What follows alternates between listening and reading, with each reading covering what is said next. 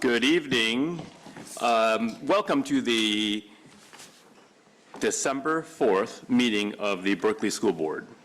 If you would like to follow along on our online agenda, it is posted on the district website. I am now calling this meeting to order at, it is what, 7:05. Ms. Charez, please call the official roll for the evening's meeting. Director Jennifer Shanowski. Here. Student Director Winter Clark. Here. Vice President Khadijah Brown and President Anna Vasudev will be excused this evening. Director Laura Babbitt. Here.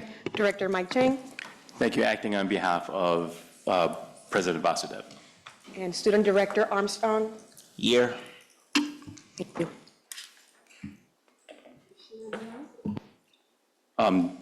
Are any of those persons online? Making sure.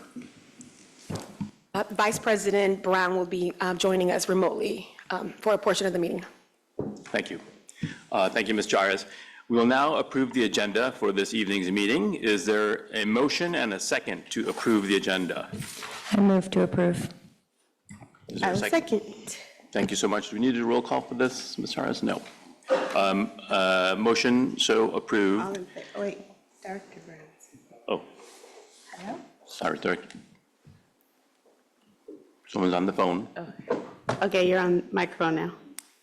Hello, good evening. As discussed just a few short minutes ago, I am actually joining the entire meeting remotely. My hand is being raised to be promoted as a panelist so that I may fully participate in this evening's meeting. Ms. Chavez, can you please promote? Yes, Vice President Brown, I attempted to promote you twice and I was indicated that you declined the promotion. What? Yeah. And so Vice President Brown, did you hear that? You have to accept the promotion to the panelists. All in favor of the agenda as is? Excuse me, if she will be joining us for the entirety of the meeting, we need to do a roll call for each vote. Okay. Thank you so much. Hopefully you can hear me now and I am connected. I wasn't given the opportunity to join as a panelist earlier, but I just saw that it is working now. So thank you so much. So for the role, I'd like to answer and signify that I am here unless you feel the need to redo the entire role. I will make sure the record reflects that you are here, Vice President. Thank you very much. Thank you. And with regard to the agenda, Ms. Charez, do we need to do a roll call? Okay. This is for the approval of the agenda for this evening. Director Jennifer Shanowski. Yes. Student Director Clark. Yes.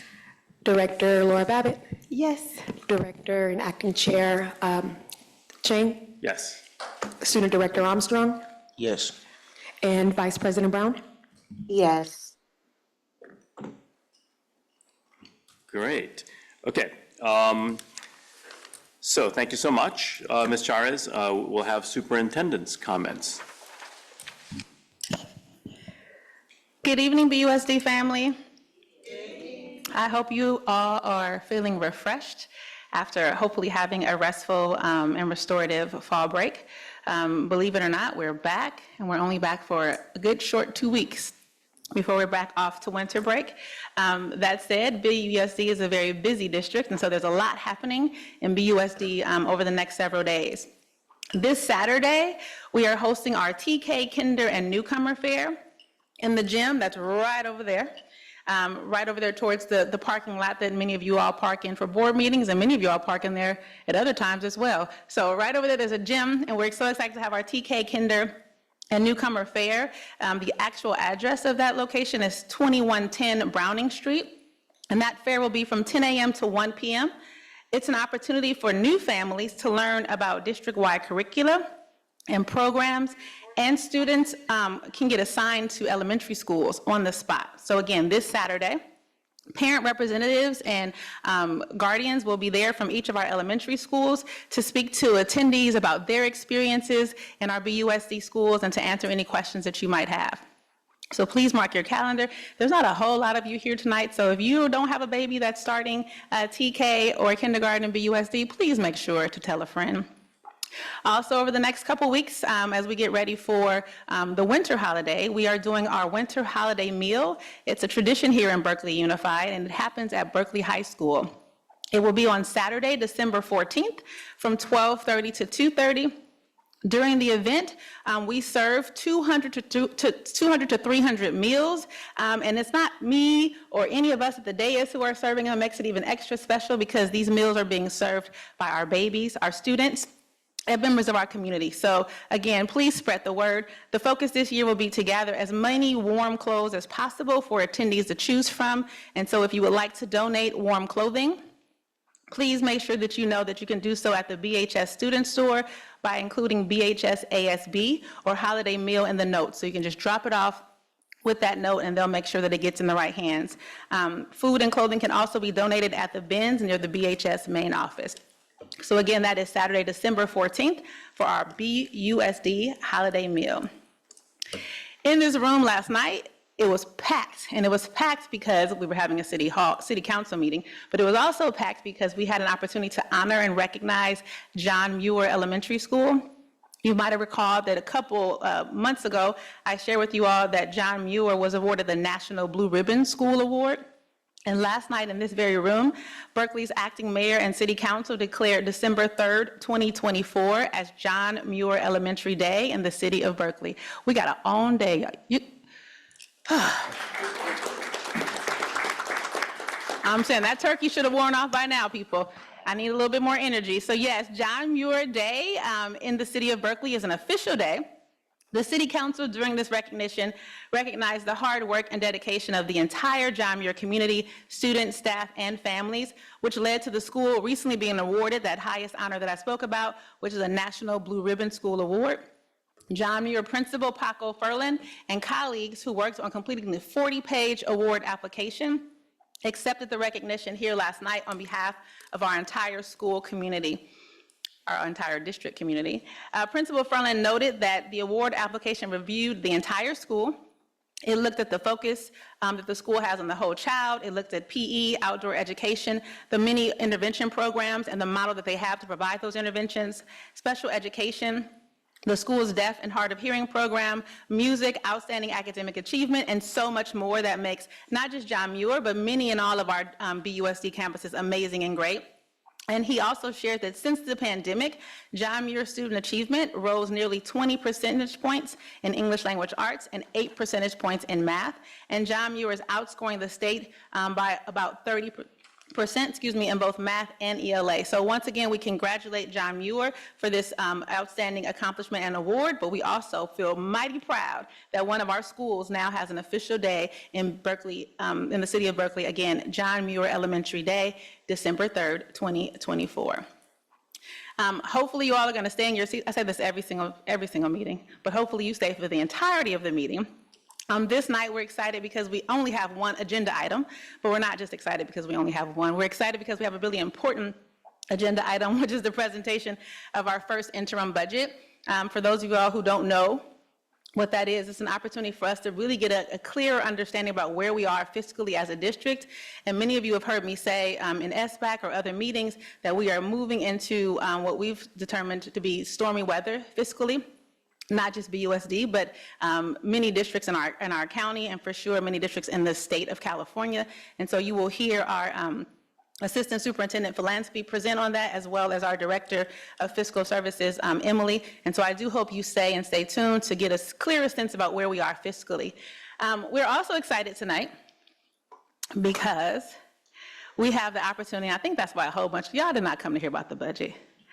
Y'all came here to celebrate.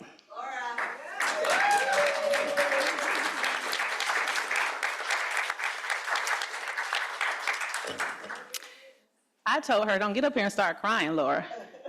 And now I'm like, why am I getting emotional? I'm gonna be brief. But you, like me, are here to celebrate and recognize the tremendous contributions of a colleague and, for me, a personal friend, Director Laura Babbitt. Clap, y'all. This is Director Babbitt's last meeting, hence the smile on her face.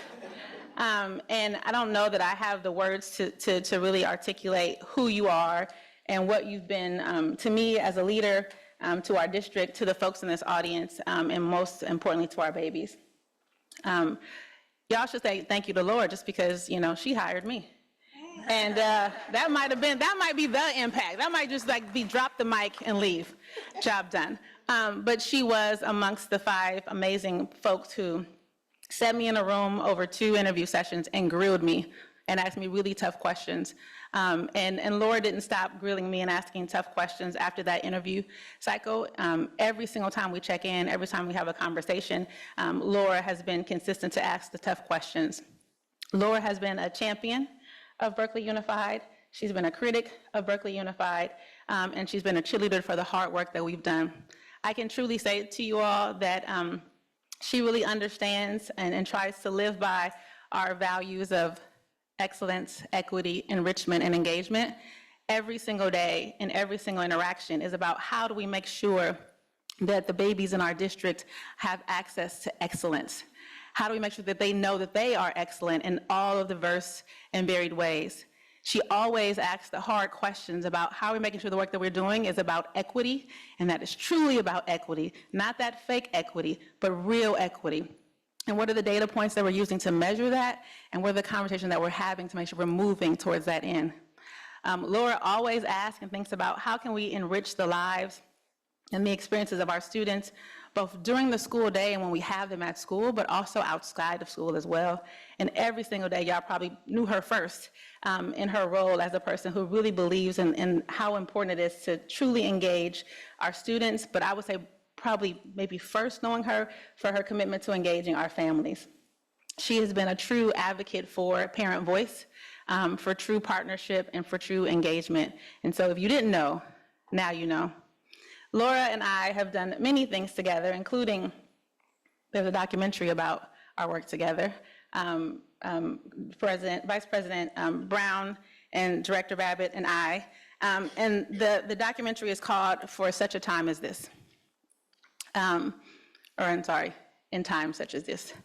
But what is important to me about that title is that I truly believe that the universe, or whatever you want to say, put us together, not just the 3 of us, but the folks that you see on this dais for such a time as this, that somebody knew that there was going to be COVID, that somebody knew that there was going to be change and chaos in our world, and that somebody knew that we needed to have a strong, fearless, compassionate, and passionate leader like Laura Babbitt to get us through those times. So I feel blessed and honored to be able to have served on this governance team with you, Laura Babbitt, during times such as these.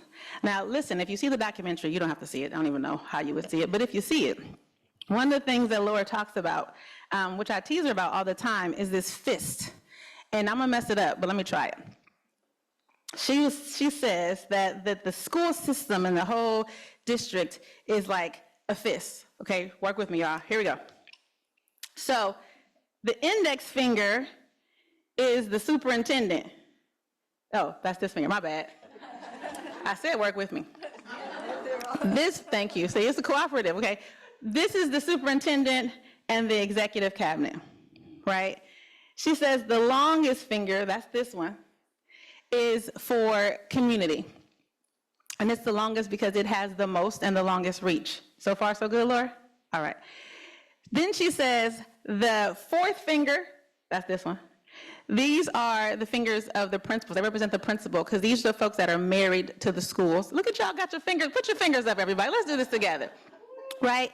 Then the smallest, what's the smallest finger, Laura? Teachers. Oh, yeah. Sorry. The smallest finger is the teachers because they're the closest to the students, right? And then the thumb, the last finger, who do you think that is? That's the Board of Education because then they have to touch all of these different components. Is that cool? I didn't think so when she said it. But then what she says is that they all come together. And so whatever you know about Laura, you got to know that Laura is big about it all coming together to have a powerful impact on our babies. I think that's really cheesy, y'all. But I also think it is so Laura because you might think that she all rough and tough, but she's so cheesy. This is cheese. However, it stuck with me And it sticks me to think about how all of us have a role to play and that no individual can do it on our own, but together we can do powerful things. I think about a fist, not just for fighting or not just for impact, but fists also make me think about strength. And I cannot think about Laura Babbitt without thinking about a person that is incredibly strong, that is strong in her conviction, that is strong in her commitment, that is strong in her ideas, but that is also strong in her determination that all of these pieces might work together. I feel, again, incredibly blessed to have been a part of this hand, to be, whatever, I'm blessed to work with her. And I hope that you know that you have had a tremendous impact on the lives and the babies here in BUSD. I would argue you had impact before you took the role and sat on this dais. I am convinced and know for sure, and I'm not going to list all the things you've done because they're going to all say it, that you've had a tremendous impact on the babies while you were sitting at the dais. And I trust and believe that you will continue to have an impact on the babies, the families, the staff, and all of us who make up BUSD and Berkeley in the years to come. It's been such an honor to serve with you, and I say thank you. Now, you guys, clap.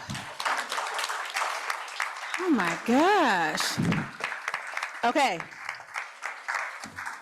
She likes nice things. So what we have for you, Laura Babbitt, is a plaque, real diamond. It says, Berkeley Public Schools, Berkeley Unified School District, Board of Education, presented to Laura Babbitt in recognition of your vision, dedication, and commitment while serving as a member of the Berkeley Unified School Board 2020 to 2024. Thank you for the work that you've done on behalf of our students.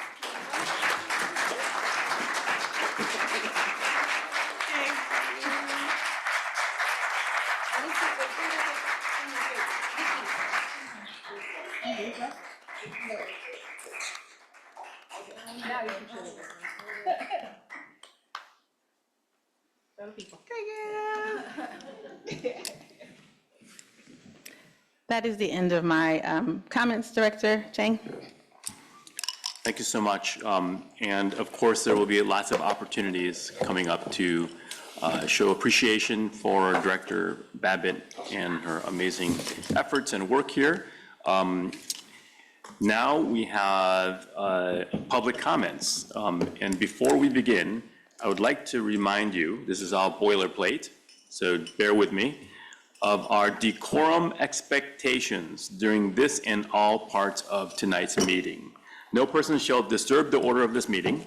Such behavior includes, but is not limited to, booing, hissing, creating, or participating in a physical disturbance, speaking out of turn in violation of applicable rules, preventing or attempting to prevent others who have the floor from speaking, preventing others from observing the meeting, entering into or remaining in the area of the meeting room that is not open to public, or approaching the dais without permission. As Ms. Charez has already explained, there are 2 opportunities for public comments at each meeting. Now and at the end of the meeting. If you do not get to speak at the beginning of the meeting, we encourage you to stay and speak at the end of the meeting.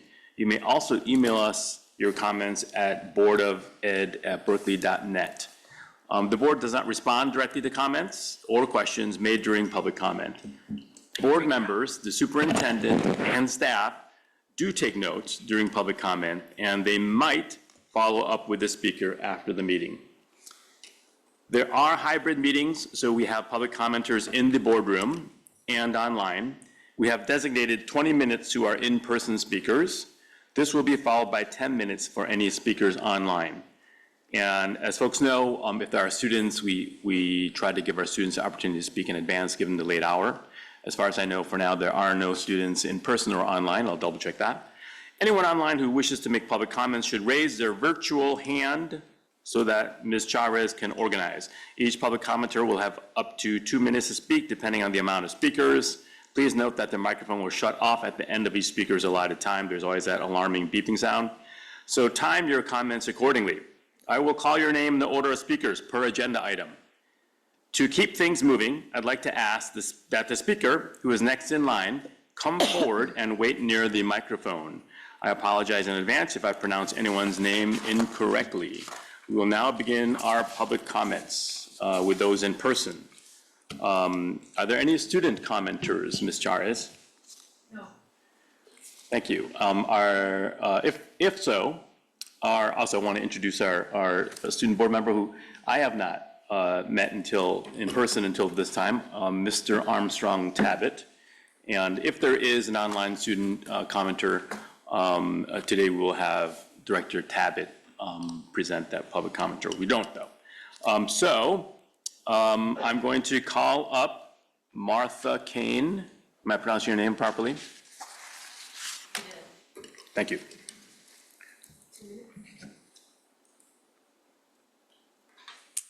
Laura, I'm so glad we met on the Longfellow Site Council in 2017 and have had this opportunity to work together for the last 7 years. Under your leadership as a school board director, we succeeded in passing the climate literacy resolution in November of 2021. And since that time, thanks to administrators and teachers and you and your guidance and others, we've begun to make progress on climate literacy curriculum in the district. And thank you for your service. It wouldn't have been possible without you. And I look forward to continuing our partnership in creating a more just, equitable, and sustainable world for our children and our children's children. Can I approach the dais and give her these? Yes, you may. Thank you so much. That was really pretty.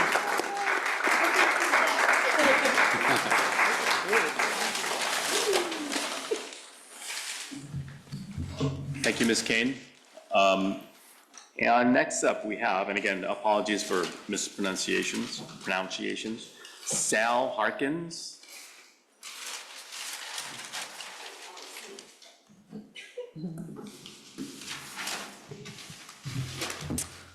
Good evening. My name is Sal Harkins. I'm a representative on behalf of Senator Jesse Adeguin. And it is my deep honor to present you with a certificate on behalf of the senator. Director Babbitt, your 4 years at BUSD have been marked by fierce advocacy on behalf of the community, parents, for equity, and importantly for the school district. Thank you for all that you've done. Thank you for your commitment to the community and the dedication that you've demonstrated. And I would like to formally present you with this proclamation from the senator. Yeah.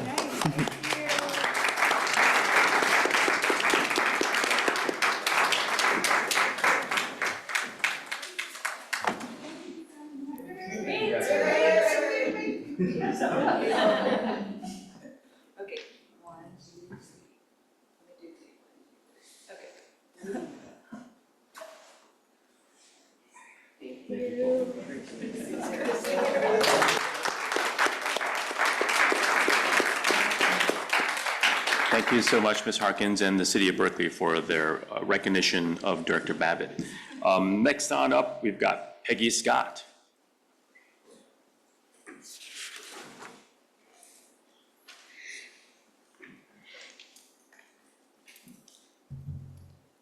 I thought I wasn't going to choke up. Good evening, and thank you for the opportunity to be here. I've been coming here for more than a dozen years, speaking here usually about sexual harassment, sexual assault, literacy, and I would often be up here and I'd turn around and there would be this beautiful woman with this big smile going, and then she would get up and speak, and she would turn around, and I was sitting there going, And it dawned on me eventually that it was all about equity. And equity is not a theory, equity is not a concept, equity is a real thing. And Laura, you are the champion of equity. Everything you did, always, no matter what the subject, it was about equity for kids so that everybody could have an equal chance. And it's been an absolute pleasure getting to know you. It's a pleasure getting to see what you could make happen because you insisted on kids first always. And there it was on your yard sign, and there it was on your postcards, and it was kids first always. And it is, I think, not just conceptually, but legally, what a school board is supposed to do. That is the mandate of the school board, is to advocate for children, to advocate for students first, above everything else. It may be tempting to think about all the other interests and all the other possible constituents. Your constituents are the students. And Laura, I have seen you fight for kids every step of the way, and I just thank you from the bottom of my heart.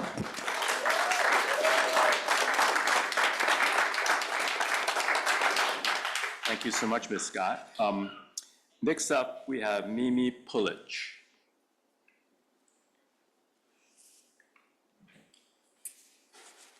Hello, I'm here to express my gratitude to Laura Babbitt for her service to our district, both in her capacity as a board member for the past 4 years and as a committed parent deeply involved in district-level issues for over 16 years. Throughout, Laura has consistently advocated for equity, accountability, and fiscal responsibility. What has set Laura apart from other board members, past and present, is her laser focus on driving solutions that meet the needs of students and their families.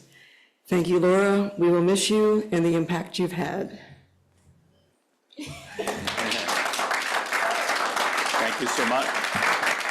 Thank you so much for your kind but also apropos words for Director Babbitt. Our next speaker is Rebecca Levinson.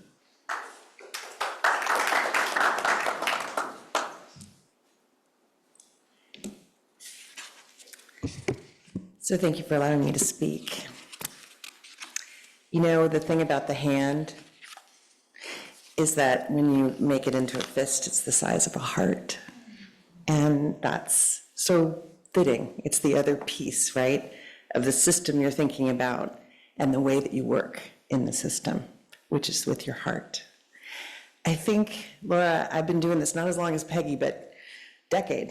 And one of the things that I can say with my whole being is that I think you really hear people. You really hear the hurt. You really sit with that hurt. And it doesn't matter who that hurt is coming with. You hear it in all directions. There's no part of human suffering, of putting kids first, of recognizing that things aren't equitable and we need to do things differently, and asking hard questions is a part of that. I wasn't in the school district when COVID hit. I was at Oakland School for the Arts. But what I knew was happening here, even though I wasn't part of the school district, was the fight for parents to be able to bring their kids back to school. And one of the things that came up over and over again as we were knocking on doors for you and campaigning for you was the power of that choice, that vote. And so I feel like on behalf of all those parents who were desperate and whose kids were depressed and whose kids were not learning and were turning their screens off and all of those things, I want to say thank you for that. But I also want to thank you as somebody who's been working on sexual harm and harassment. There was a reason Diana Gordon and I both put a letter in for you in the Berkeley Times, and that is because of the way that you've held that issue all this time. So deepest thank you, Laura, for your heart, for your work, for your wisdom, for asking hard questions.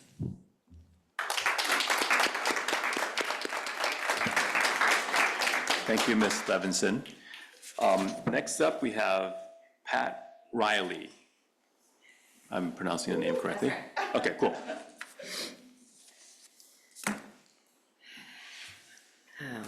Thank you. So I've got democracy on my mind. Probably everyone else does here too. I'm pretty disappointed in the election results. I'm disappointed in the American people and the choices they made. I'm really disappointed in the people of Berkeley and the choice that they made. It's hard to believe that we're about to have another Trump administration. It really is. And it's really hard to go back and think about what happened in 2020. And it's particularly anxiety-provoking to know that you won't be here for us.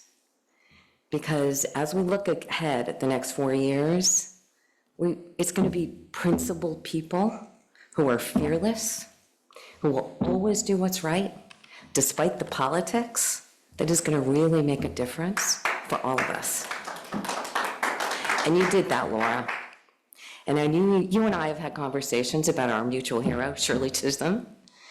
So I'm going to just say, I don't know what your future holds, but I'm going to hold on to this. You got it? Like, I'm going to cover up these things. You got to run again, okay? You got to run again. We need public servants like you. We need people who will always do the hard things and will always put kids first no matter what.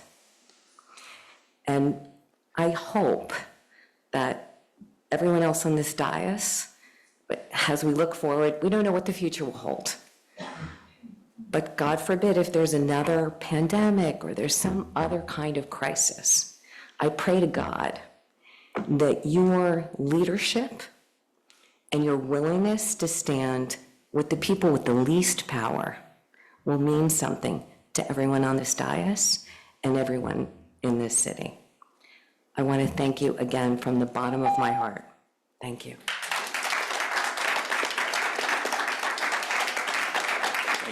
Thank you so much, Ms. Riley. And I'm sure that while Dr. Babbitt is not here, she will be around advocating and doing the work that she's done for many years. Next on up, Mike Perlmutter. Thank you. Sorry about that. It's the kind of Chicago baseball sounding. Apologies, the Cubs. Thanks for that introduction. I'm Mike Perlmutter. I'm a parent of a fourth grader at Sylvia Mendez, and I'm a part of a group of parents who are concerned with the safety of the Sylvia Mendez building remodel. We are experts in construction, in air quality, in environmental and human health and safety regulations. These comments that I'm sharing are in the interest of Sylvia Mendez and all future district construction projects. Facilities Assistant Superintendent John Calise repeatedly stated at community meetings that this project would have above and beyond safety measures. Yet parents passing by have documented and reported unsafe conditions since the start of the school year, at least August 22nd. This is not above and beyond. Only recently have additional safety measures begun that should have been there from the start. We would like this project completed as quickly as possible, and speed and safety is not a dichotomy. Safety has to be part of this. We want to ensure the safety of our students, our teachers, our staff, and all the workers in the site. And I have 5 asks of you. One is that there's a qualified construction safety oversight. 2, there's transparent and truthful communications about what's going on. 3, that there's complaint acknowledgement within 2 business days and a report back of findings and resolution. 4, real-time air quality and noise monitoring data at the site. And 5, access this year, 2024, to the digital copies of the construction documents and complaint investigations. One of my colleagues requested them and was told it would take at least 150 days to receive documents that are already in existence. Thank you. Thank you so much, Mr. Perlmutter. Next on up to the podium is Matti T. Blum.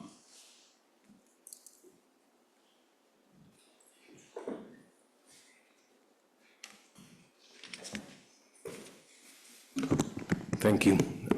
It's pronounced Tablum. Thank you for it. Tabulum. I'm frequent enough that probably people know. Thank you for the correction. Thank you for allowing me to speak. The first value, the superintendent was talking about the values, and actually the first value in the district's website is students are our priority. And the first time I saw it, I thought, this is stupid. Nobody should have that in a school district. Like, duh, of course. And in the 5 or so years that I've been more involved in what's going on here, every single time I realized how important it is that it's there and how elusive that is, that concept, to so many people in this district, including so many sitting on this dais, present and past, except for Laura. It's just as simple as that. Through the dark days of COVID, when I suddenly realized that there's actually somebody who's listening to me, to us, to the hundreds of us. Nobody here in the room that actually was there. I know Kadisha Brown is on the call. You were listening to us, and we responded. And thanks to you, our kids went back to school. It took long because there was so much resistance, but you were there for us and for so many things. And you made a huge difference, and I appreciate that. And keep me sane in many of these hours. And now, against the odds, I also feel like I have a friend. Thank you, Laura.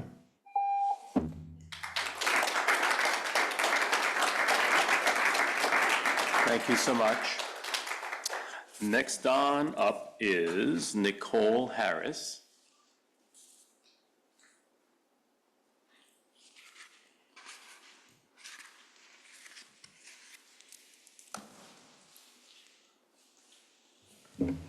Thank you.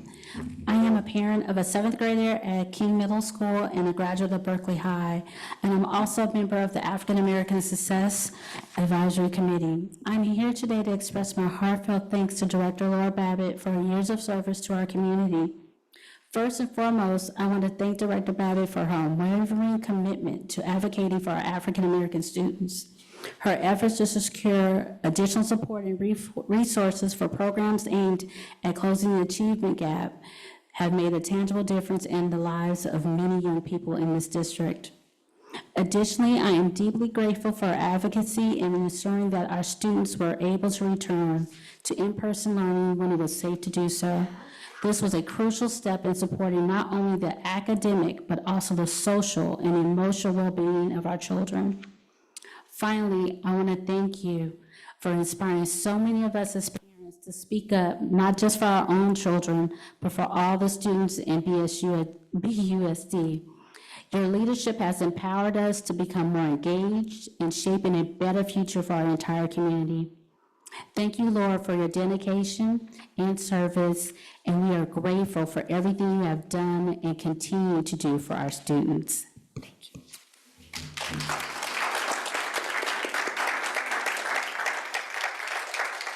Thank you, Ms. Harris. Next on up, as far as last person in person here is, excuse me, I'm mispronouncing your name, Mari Law. Moni Law, so I apologize. Moni Law. Thank you so much.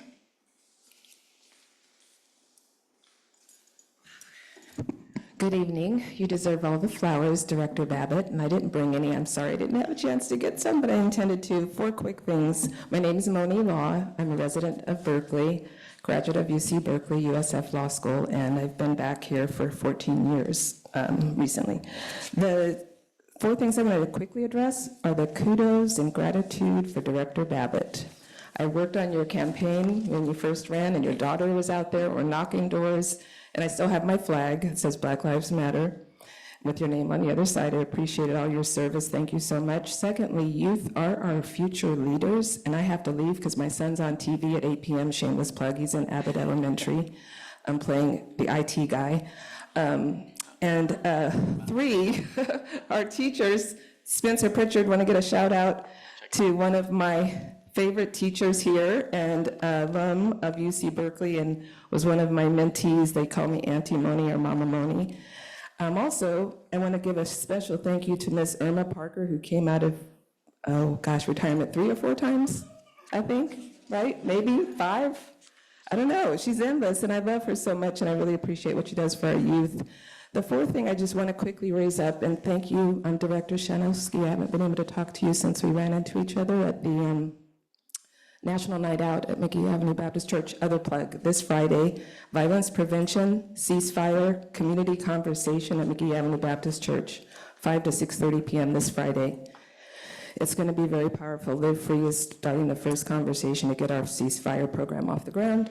But on mental health, I want to give a special thank you to Eva, Mary, Ginger, Haley, and Lily, 5 Berkeley High seniors who created the mental health guide after their friend died by suicide. In their guide, it includes a section on gun violence. And on mental health, my son did something on mental health as well, but what I want to make sure I don't lose is that $325,000.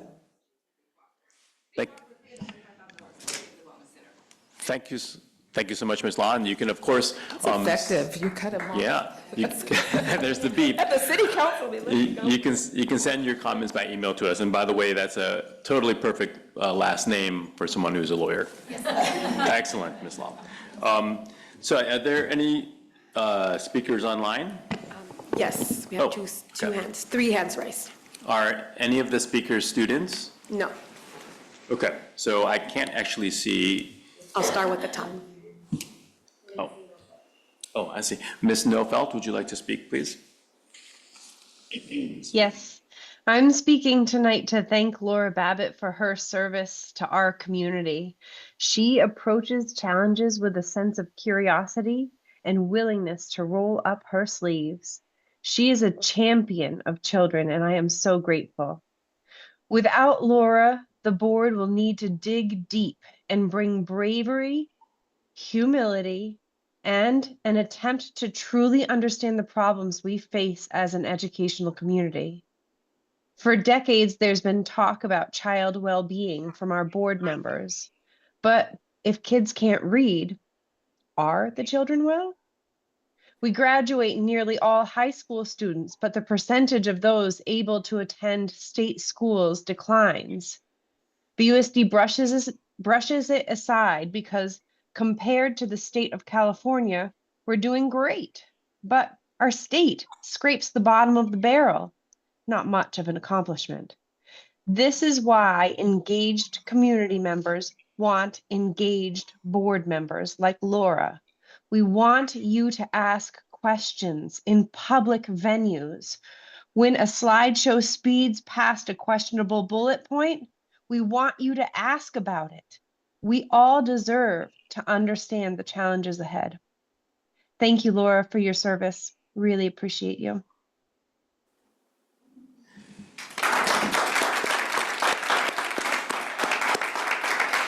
Thank you so much, Ms. Nofelt. Up next, we have Healthy Black. Up next is, the first name is? That's, yes. Healthy Black. Oh, Healthy, okay. Thank you so much. Are you folks ready to speak?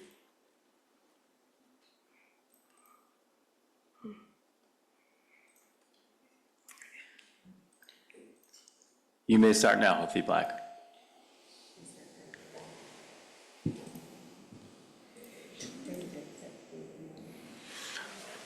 You must accept the promotion. This has been sent by Ms. Charez. They've declined. You've declined. Okay, if you want to come back at the end of our meeting, you may do so. Ben. Ben is up next. Thank you so much, Director Babbitt.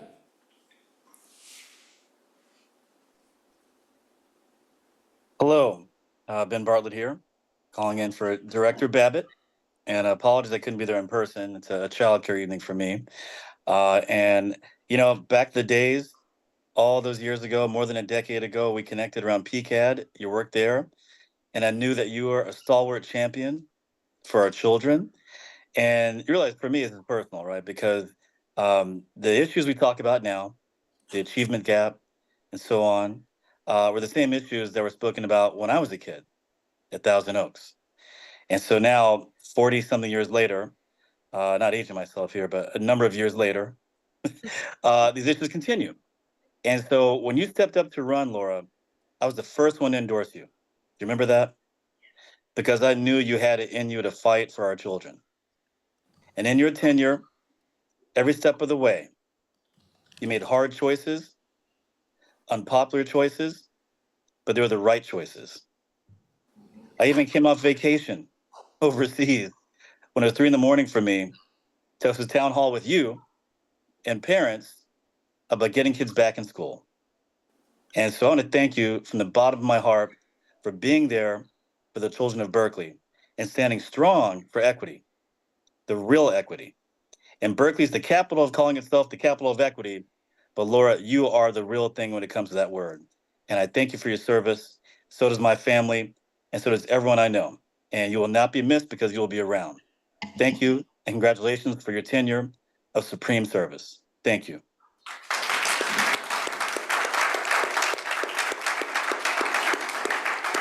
Thank you so much, Councilperson Bartlett. And who do we have I'll next? attempt to promote Healthy Black one more time. Okay. They've raised their hand again. Healthy Black, Ms. Charez is attempting to promote you again. Accepted.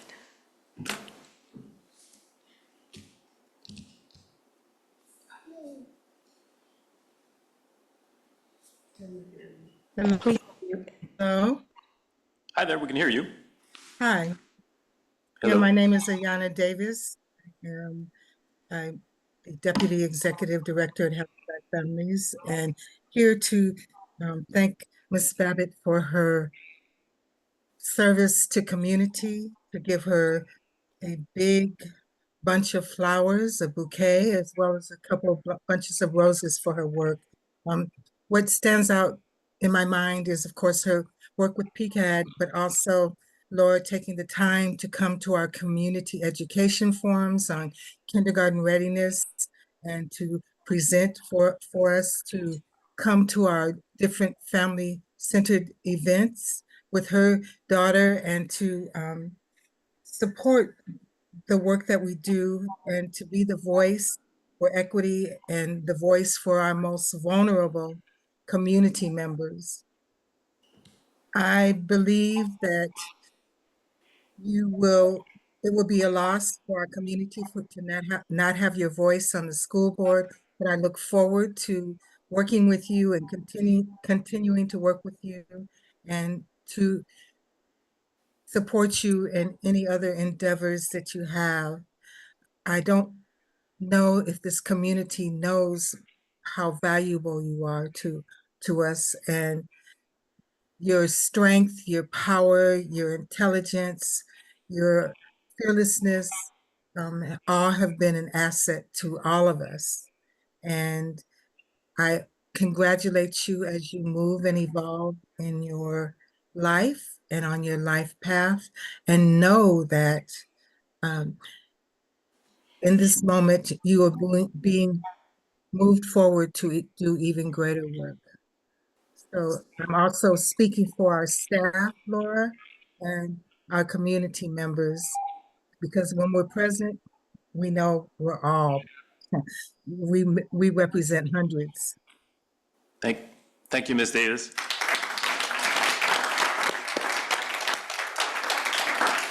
Ms. Charez, do we have any more online? We know, thanks everybody for all the public comments and all the very thoughtful and thought-provoking commentary in support of Director Babbitt. That now concludes our public comment period. Thank you to everyone who came to speak. Again, if you did not get to speak, remember there is extended public comment period at the end of the meeting. Also, you can email boardofed@berkeley.net, or you can contact us individually if you so wish. Now we'll continue on to committee comments. Ms. Charez, do we have any committee comments? Yes, African American Success Advisory Committee.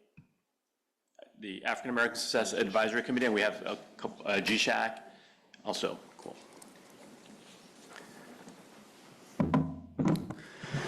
Good evening, board directors. My name is Spencer Pritchard. I'm one of the co-chairs of the African American Studies Department, a member of the African American Success Advisory Committee, and a representative of the committee to the Superintendent's Budget Advisory Committee.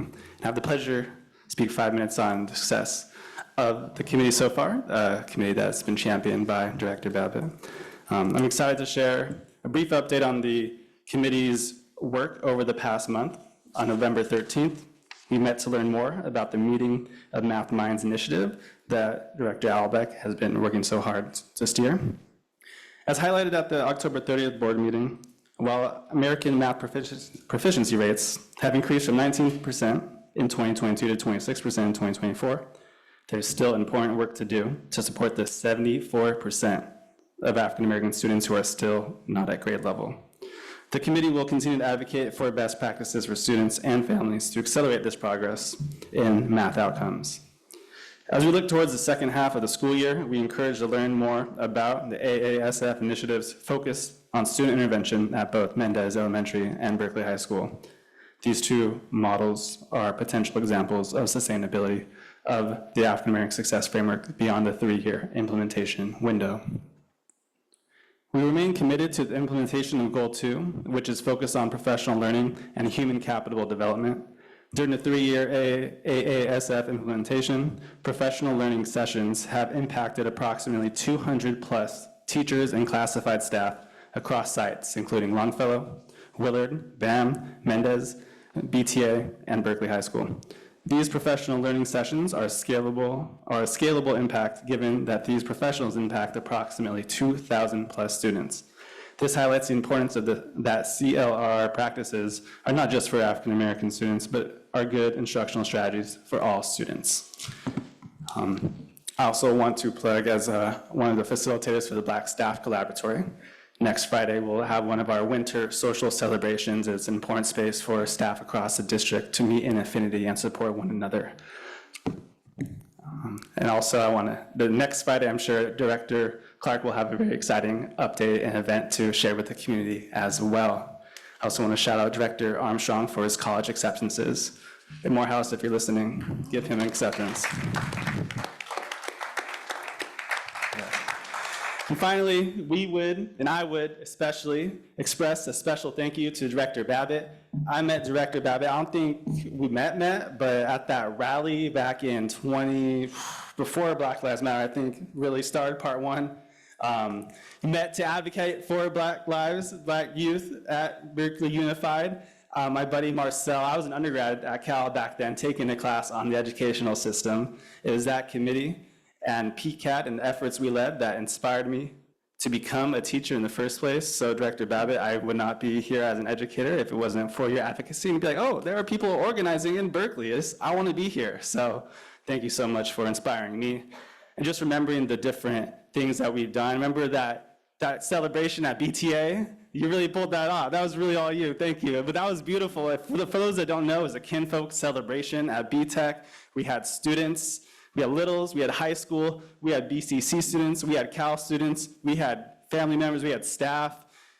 We had a whole community of intergenerational event. That definitely needs to be brought back because that was a very powerful event and you really helped lead it, especially with that raffle. Thank you. I think Ms. Munila was there too. Thanks for the shout out. But that to helping me transition into chair, to the Black graduation ceremonies, to all that you've done for all students. It's been a remarkable tenure that you've had, and you will be incredibly missed. In the spirit of Kwanzaa, with a focus on 2 of the 7 principles, Ujima, collective work and responsibility, and Amani, faith. I thank you, Laura, for your efforts, and the board for your time. Thank you so much.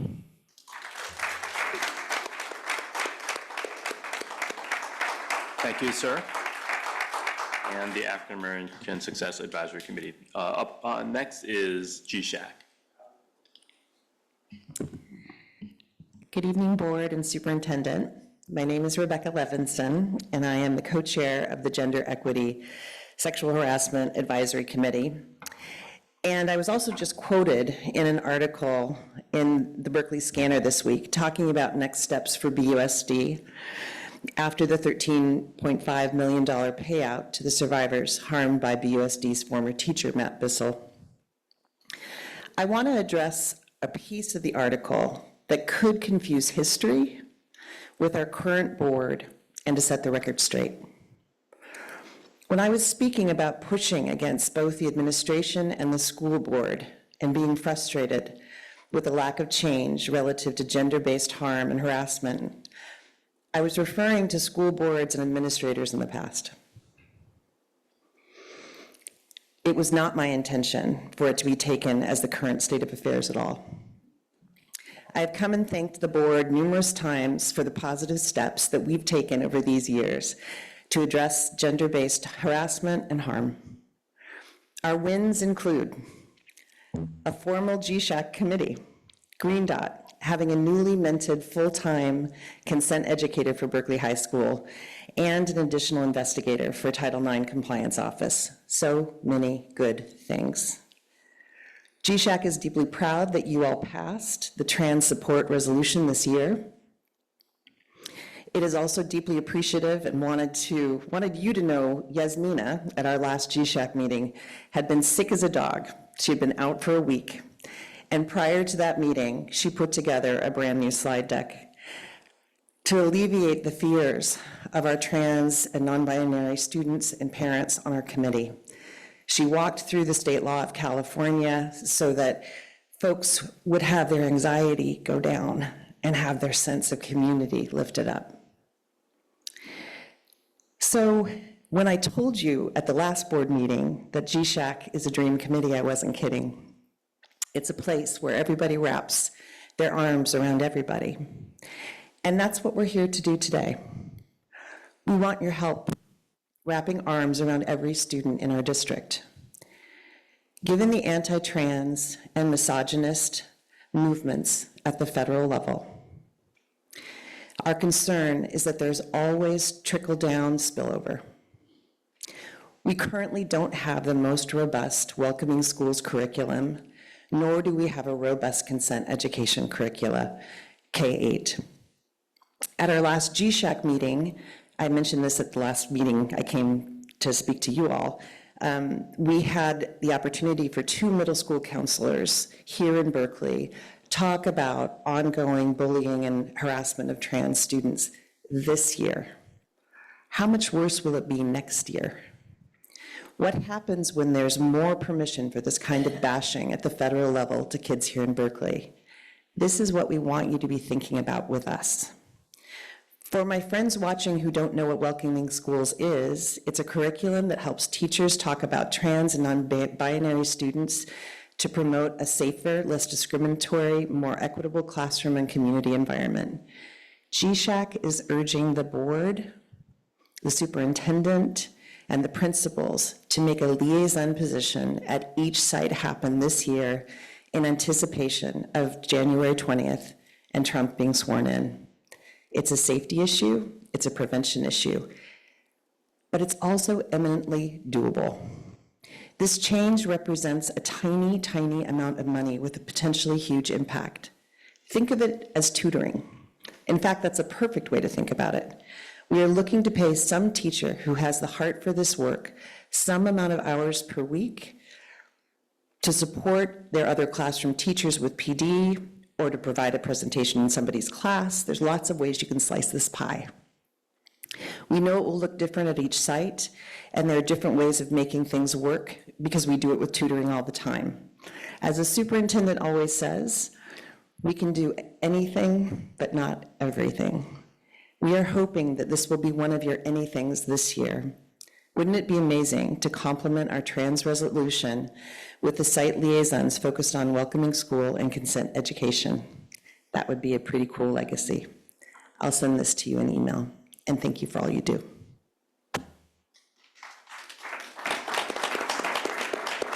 Thank you so much, Ms. Levinson, and thanks to you and to the African American Success Advisory Committee and all the other committees for what they do.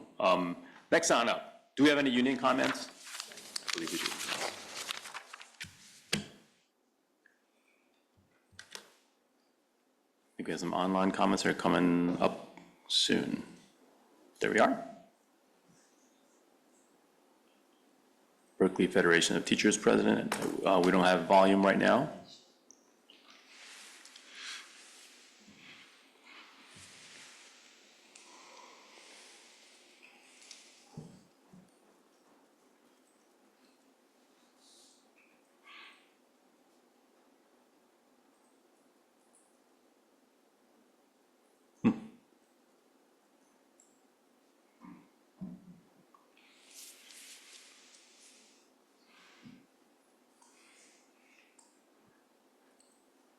Do we need tech support?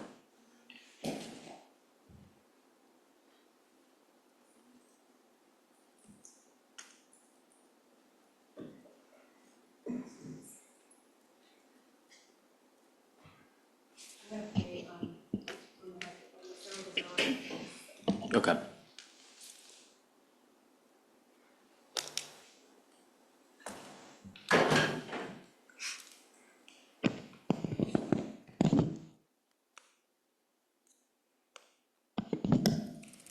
And the Berkeley School Board. I wanted to thank Director Babbitt for the past 4 years of serving the Berkeley Unified School District. Your service began in the midst of a very... Turn it up just a little bit. Great, thank you. Good patch, but is it possible to get it louder? Turn your mic off. Do this one more time. Hello, Superintendent Ford Morthell and the Berkeley School Board. I want to thank Director Babbitt for the past 4 years of serving the Berkeley Unified School District. Very... So sorry about that.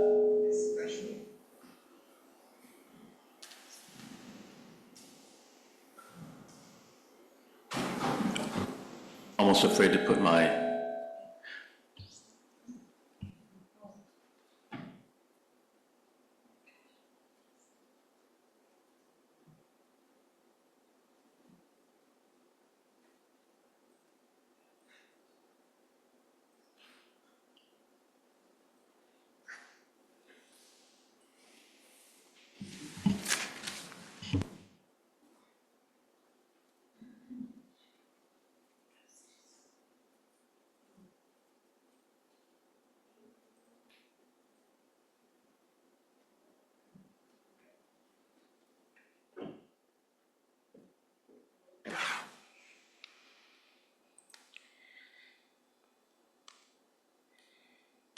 Hello, Superintendent Ford Morthell and the Berkeley School Board.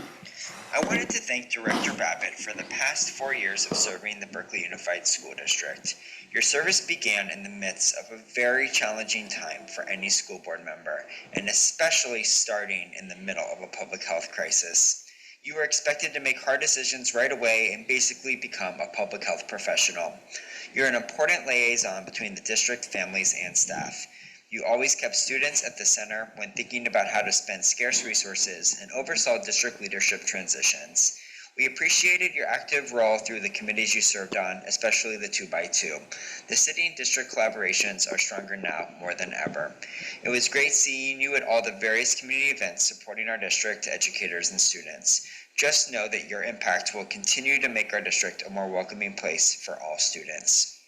I also want to thank the board for approving the BUSD BFT 2024 tentative agreement. We understand how difficult it is managing various priorities, especially at a time of reduced state funding.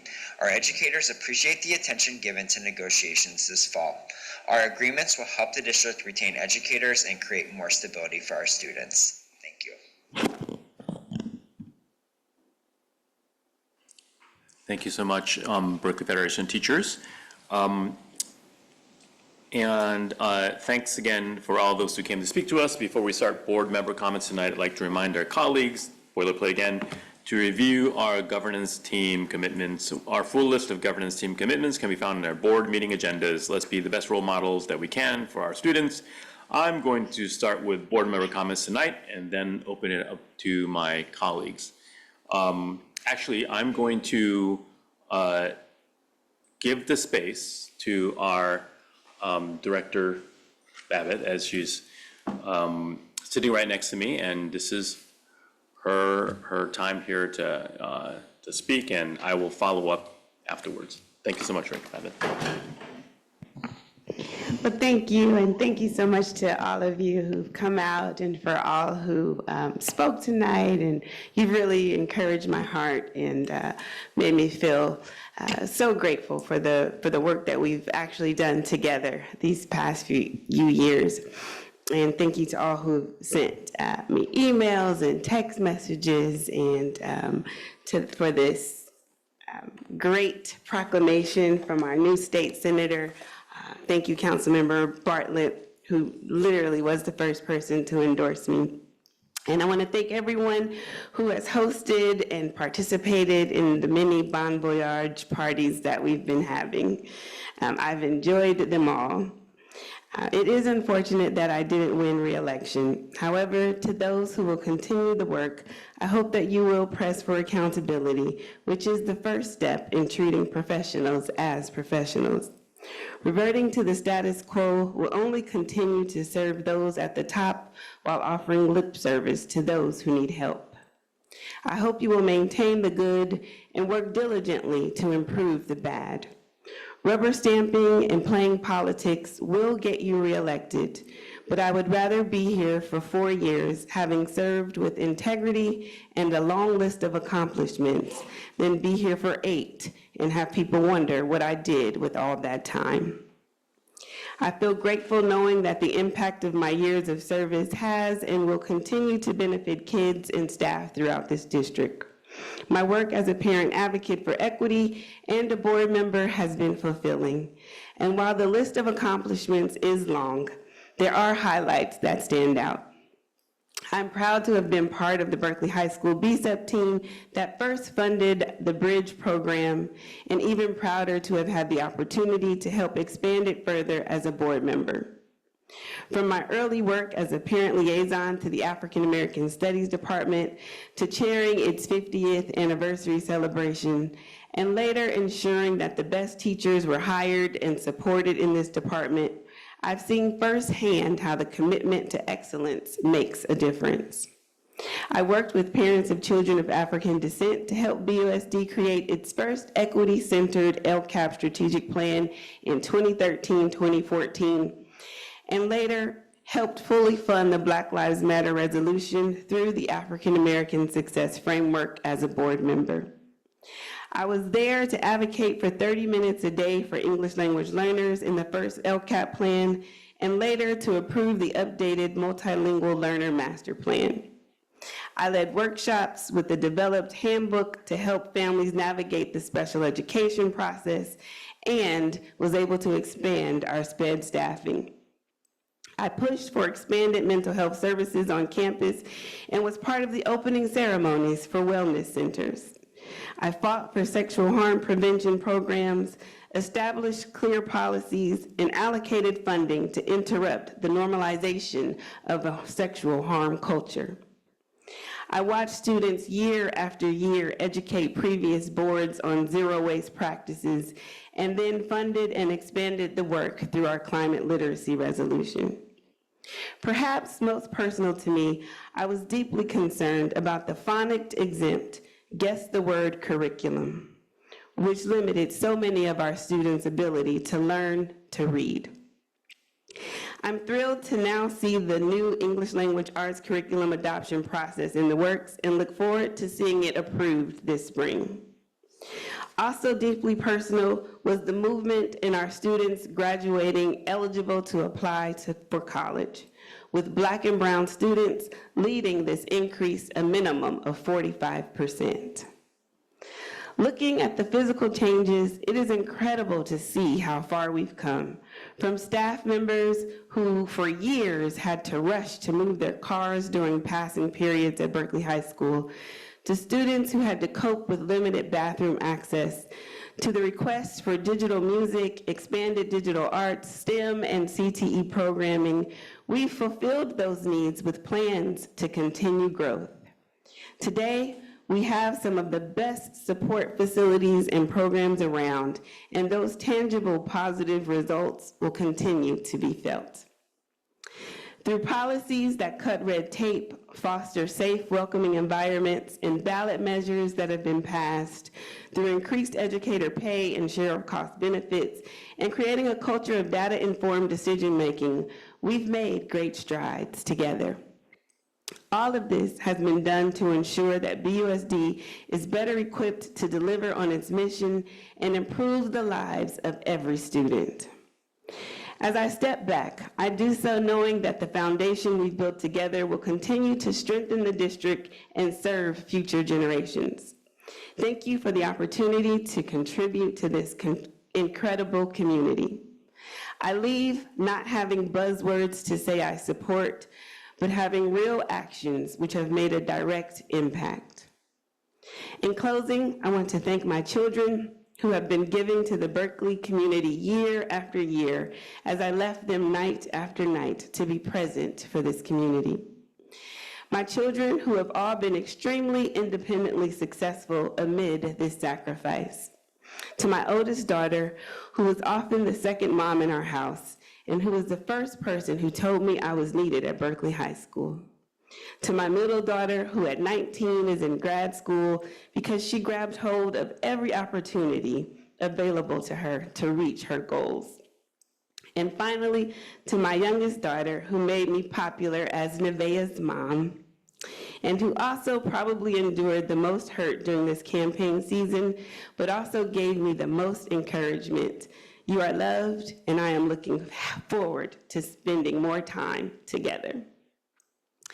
Thank you to the entire team that I've worked with these past 4 years, to all of you in the audience, to all of you watching, to all of you who came to board meetings when I asked you to come, to those who came to marches and protests and community gatherings to learn more and to figure out how we could strategize together.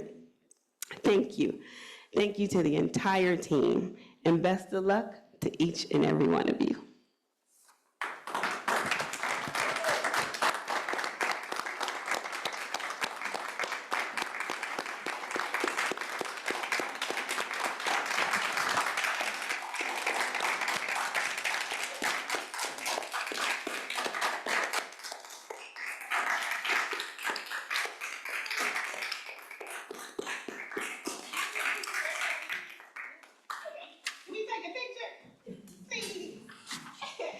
Yeah, let's do it.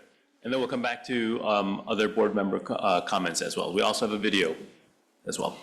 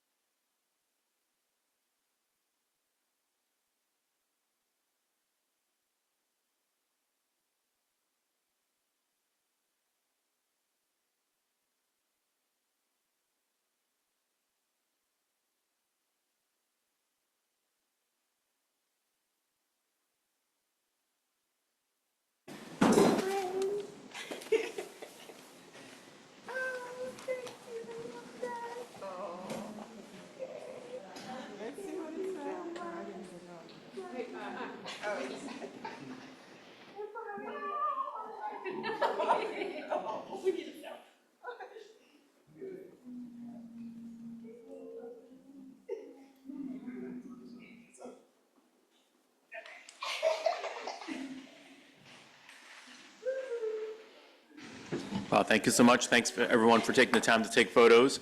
And I want to give an opportunity for other board members to provide comment, our colleagues. Is there somebody, we also have a video, but is there somebody present who would like to, Director Shinosky? I want to go before Director Brown because, you know, I don't like to follow her and I don't like to follow you. So before I give my comments about Laura, I want to give a really warm welcome to Armstrong. I'm really excited that you're here to join us and give some additional student perspectives on the work that we do. So I look forward to getting to know you better and working beside you. I also want to just announce to the community that we are having a special meeting tomorrow night. Yes, tomorrow's Thursday at 5:30 p.m. in the Sylvia Mendez Library to give an update about the construction that is underway at Sylvia Mendez and that hopefully will be done soon. All right, so Director Babbitt, I feel so sad that I will not be sitting by your side anymore on the dais, but I'm really hopeful that we'll continue to have a really strong relationship. I have learned so much from you. I have so much respect for you, and I feel like you and I don't always agree, but we can always dig in together. And in some of that disagreement is where I learn the most, and so I just really appreciate that.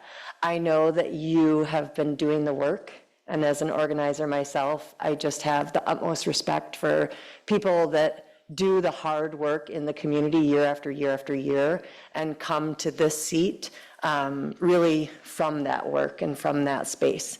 You know, my kids are both in BUSD and they benefit from all of that advocacy and all of that work. And I'm gonna miss you, and I hope that we can go for another walk on the marina and grab some coffee soon, and that you know that you have my number, and that I'm always excited to learn from you and work beside you. Yeah, thanks. Thank you so much, Director Shinosky. Is there another board colleague who would like to speak next? You're the only other one. Am I the one? Including the students. Is there anyone else who would like to go next? Or yes, our student director, Ms. Clark, Winter Clark. Hey, good evening, everybody. It is great to be back here and diving into the important work ahead. I truly enjoyed hearing from everyone during public and committee comments, and I'm looking forward for the rest of tonight's meeting. To start off, as Mr. Pritchard alluded in his committee comment, I'd like to begin by sharing an upcoming event, the African Diaspora Dance and Drum Winter Showcase, happening next week on Friday, December 13th in the BHS Big Theater. The performance runs from 7 to 9 p.m., with doors opening at 6:30 p.m., and tickets can be purchased online at bhsafhamstudies.org, and I believe you can purchase them in person on the same day. This showcase is a wonderful opportunity to witness the talent and hard work of our incredible student dancers as they bring to life the rich and vibrant culture of the African diaspora, while also giving back to the AFHAM department at our school. On another note, in closing, I would like to take a moment to express my heartfelt appreciation and admiration for my fellow board member, Laura Babbitt. As her time on the board comes to an end, I just want to take a moment to honor her incredible contributions to our community.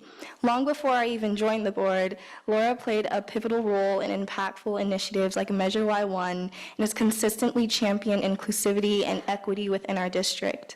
During my time here, she has been an outstanding mentor and truly an inspiring presence. Though I haven't known her for as long as some of you, her ability to inspire and motivate in such a short time speaks volumes about her character.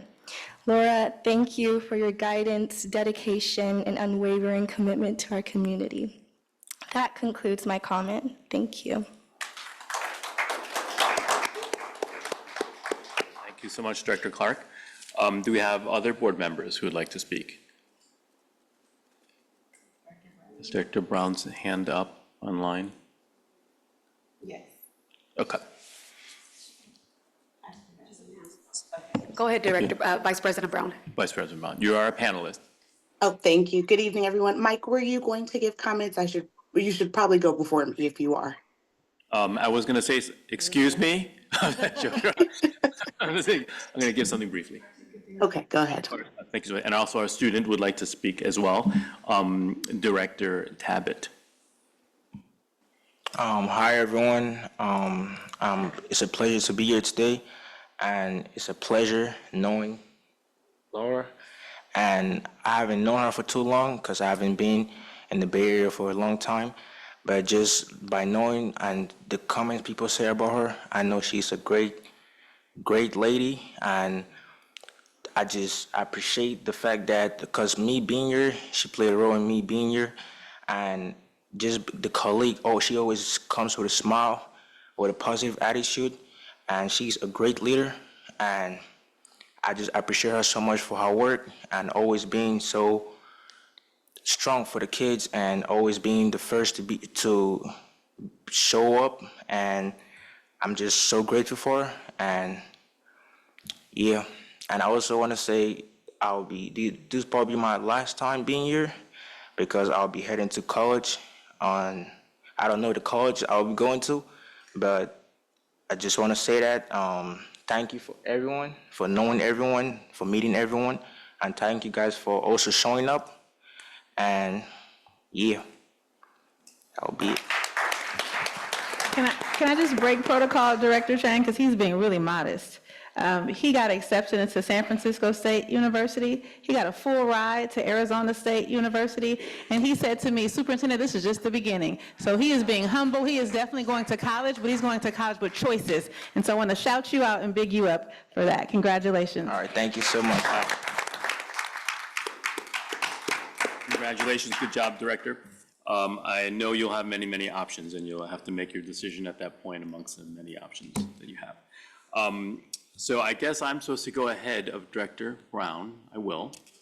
I want to, of course, start with thanking all the folks who have come out here and spoken. And as always, again, it's important for us as board members to hear you and hear your hearts and minds. And that kind of advocacy is so important at the local level in particular. And this is one of the most accessible public forums for many of us. And I really want to remark that I know it takes a lot of time out of your day, courage as well, to come up and speak. And so I appreciate that. And on that note, we've been working away on policy. And again, folks come on to the policy meetings and come in person, and we're listening to you. We've got lots of feedback in public last time and also via email. That's how that works. That's how it's supposed to work. So thanks so much.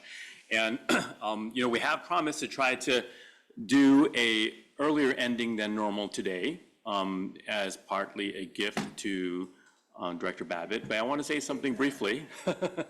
She might have a party to go to after this. I think that's when our superintendent used the terms a champion and a critic. I really like those terms as a descriptor for Director Babbitt. So as a champion and a critic, that really is a very challenging space to occupy. And of course, many of the folks on this board might fit into that. I do have to say that in the past 2 years that I've worked with Director Babbitt, I've marveled at her ability to both advocate on behalf of families while also doing the hard and sometimes mundane work of governing. So her efforts, particularly for addressing disparities, is especially important for all families across Berkeley. But in particular, she is an important ally for our African-American families, and I recognize that as well, and I think we do here. And with that, I also want to remark that the beautiful orchid on the dais for Director Babbitt is so apropos, given that orchids are known for their resilience. So Director Babbitt, thank you for your many years of public service to the school district. Thank you. So President Vasudev, we're going to do the video next, and then lastly, Vice President Brown. Thank you so much.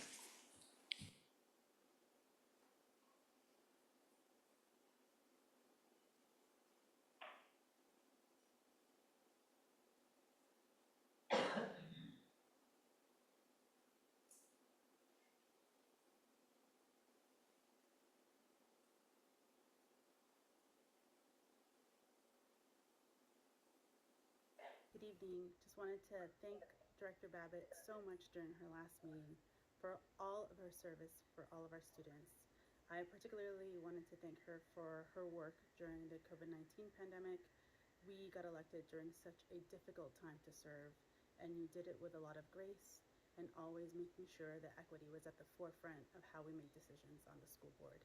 I also wanted to thank you for your leadership on the climate literacy resolution and continuing to support all of our environmental efforts at BUSD. Thank you so much.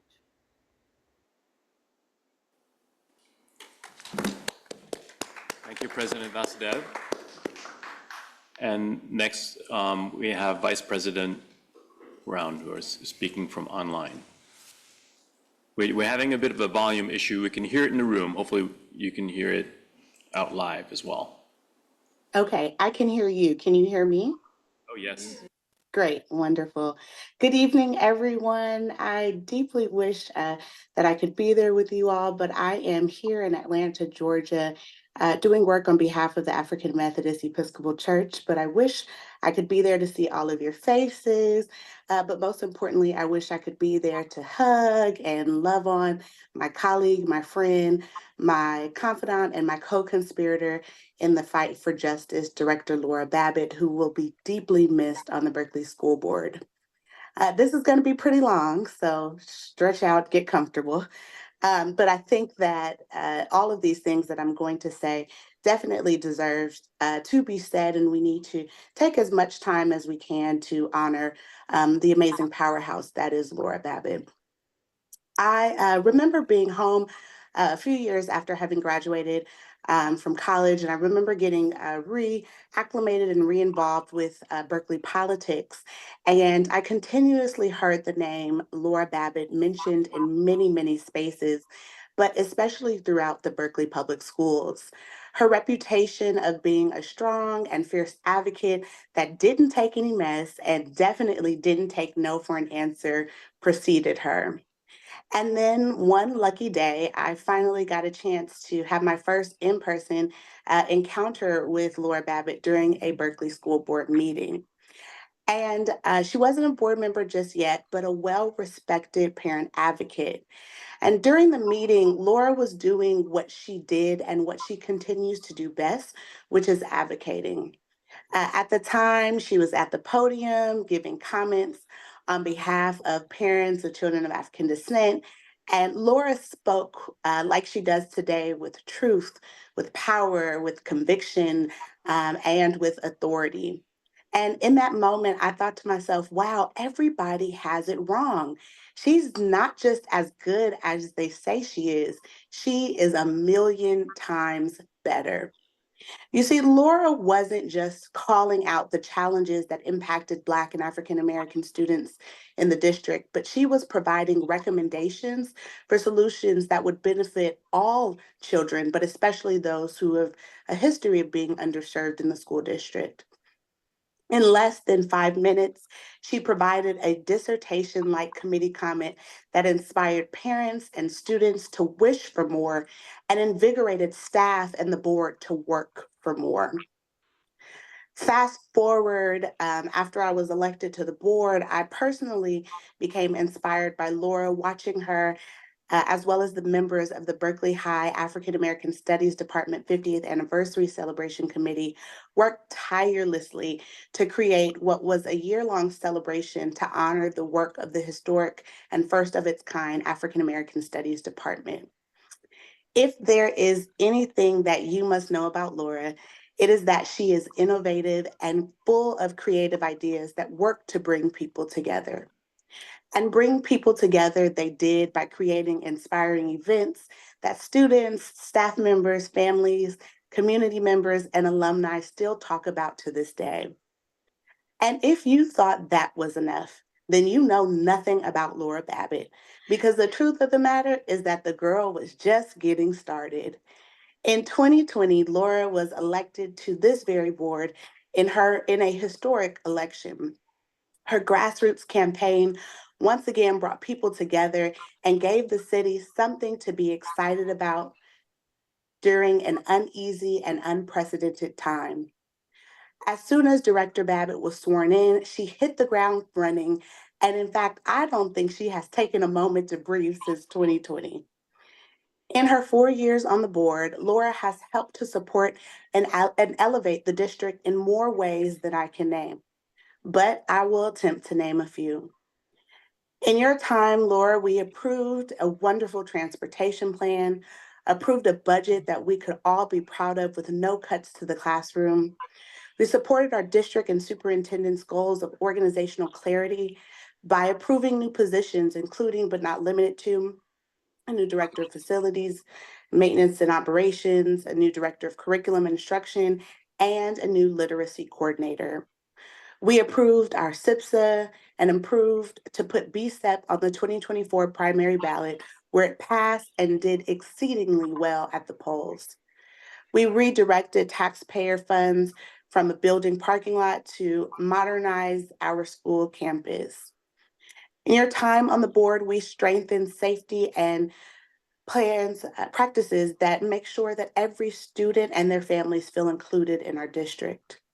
We funded the African American Success Framework, achieving measurable success. We brought in the exceptional program, you brought in the exceptional program, College Bound, helping to get more of our Black scholars to and through college. We Know You championed BUSD's climate and environmental justice literacy resolution and led efforts to significantly increase the use of reusables in our cafeterias. And finally, in just 1 year alone, we approved and adopted more policies and administrative regulations than in any other time on the Berkeley School Board. Working alongside you and our staff to get all of these amazing and groundbreaking tasks done has been the highlight of my political career. Throughout this work, you have been a shoulder to cry on in times of trouble and a hand to high five in times of triumph. On a personal note, at least once a quarter, somebody calls me Laura or someone calls Laura Khadijah. And although baffling and kind of crazy, because we look nothing alike, there isn't anyone else that I would want to be mistaken for. Laura, words cannot express how much I appreciate working with someone as thoughtful, brilliant, hardworking, selfless, meticulous, forward-thinking, equity-focused, and student-centered as you are. Your voice and truth-telling will be missed on the board. Your leadership style and your impact will be missed on the board. Your advocacy for all students, and especially the most vulnerable students and students who look like you and I, will be missed on the board. Your support and teamwork will be missed on the board. And yes, even your mom jokes will be missed on the board. Laura, you are a precious gem who can't ever be replaced. We can elect 1,000 board members, but none of them will ever be like you. In closing, as you embark on this next chapter, please know that you didn't just talk about making a difference. You were the difference. You didn't just hold a seat and take up space, but you made space for others because you believe in lifting as you climb. You didn't just show up for a photo op or put on a show, but you showed up when it mattered. Laura, you are a living legend and a true agent of change who is leaving a legacy to be proud of. Thank you for your service to our school's director, Laura Babbitt. Job well done.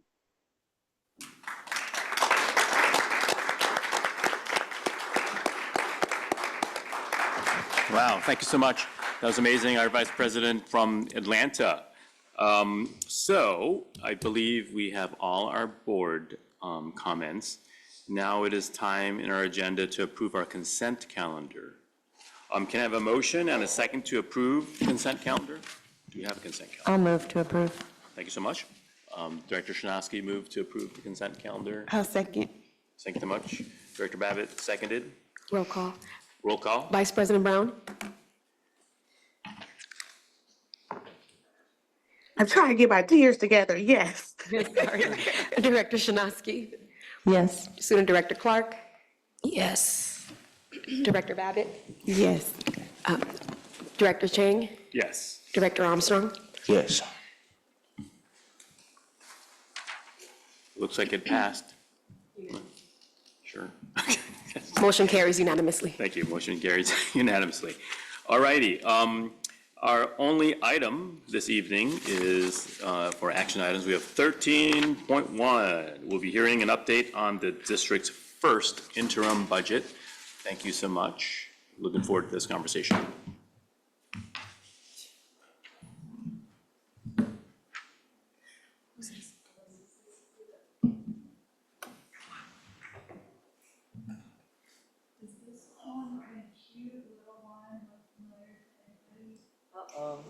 Someone's missing the phone.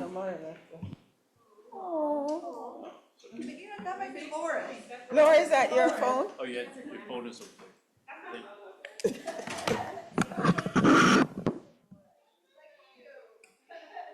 You're at your variance report.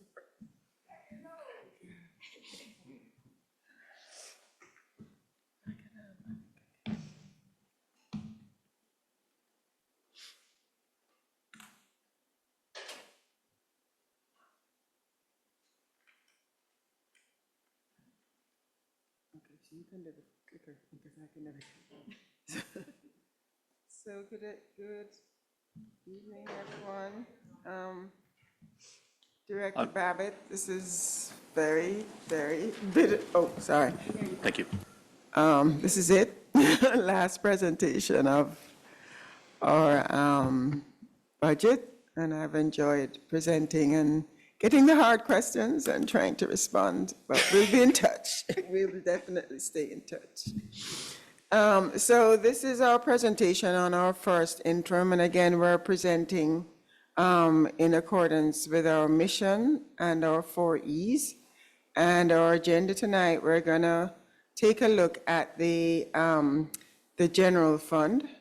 So this is a little different from what we usually do. We usually just focus on the unrestricted general fund, but we will be looking at the general fund, the summary of funds 1 through 4, looking at our budget cycle and where we are in the budget cycle, then turning our attention to the unrestricted budget general fund, including a budget recap, the summary and our highlights, variance report, multi-year projections, and then next steps.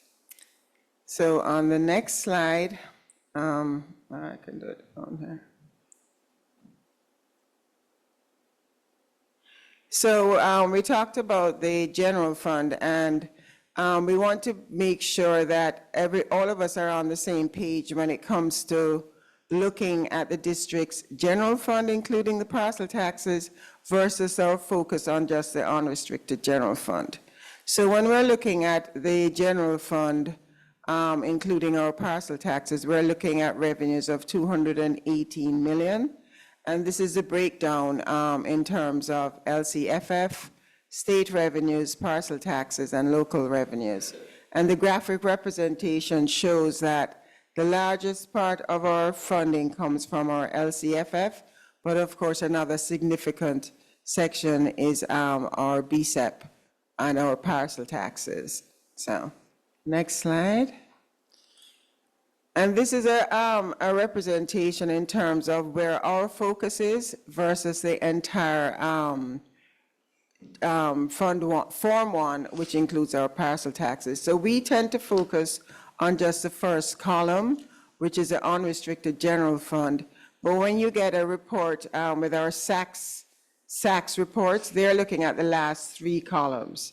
So this is a little confusing because not many districts are in our position where we have our parcel taxes including in the general fund. So we keep stressing this difference because it's important that the listening public understands, as well as our union partners and the board, and that everybody's on the same page. So the budgets, this is just 2 things. So where are we in the budget cycle? So we're starting to work on 24-25. We got an early start this year, but of course, while we're building the 25-26 budget, we're currently working on the 24-25. So This evening, we're bringing you the first interim in the 24-25 budget, which will have a multi-year projection that also looks at the 25-26. So the cycle, we're starting in January with the governor's proposed budget. So as we're building 25-26, when we're getting additional information, we're going to have to change our assumptions. And then we'll be bringing updates to the board February through June while we're working on the 25-26 budget. And of course, this is a timeline that we go through with every cycle with our budget. We have our March presentation of our second interim. And of course, we have the governor doing his May revise, which is what we use to actually build our budgets on. And then we present the budget and the LCAP to the board in June of 25. So now we can turn our attention to the unrestricted general fund. So before we look at what's going on at the first interim, we have to take a step backwards and look at what we've done in our budget year to date. I can actually see it up there. So as a reminder, the 24-25 budget was constructed with $7.9 million in board-approved budget balancing solutions. $5.5 million is ongoing.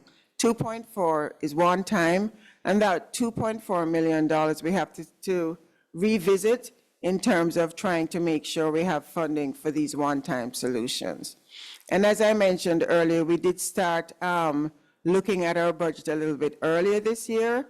We reconvened the Superintendent's Budget Advisory Committee in October, and this is because we knew we had a heavy lift and a lot of challenges in terms of constructing the 25-26 budget.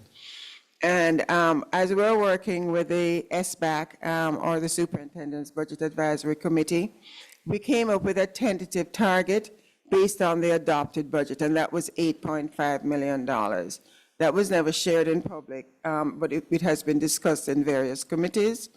Now that we're looking at the first interim, we'll see how the first changes at the first interim will actually impact that preliminary target that we had set. And just in terms of the first interim, reminding everybody it's a general fund, unrestricted general fund focus.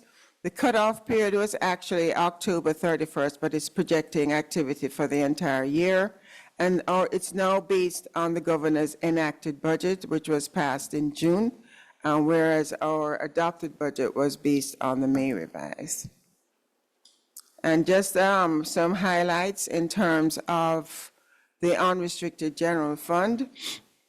At the first interim, we're expecting a positive certification because we do have a positive ending fund balance for the current and the 2 subsequent years.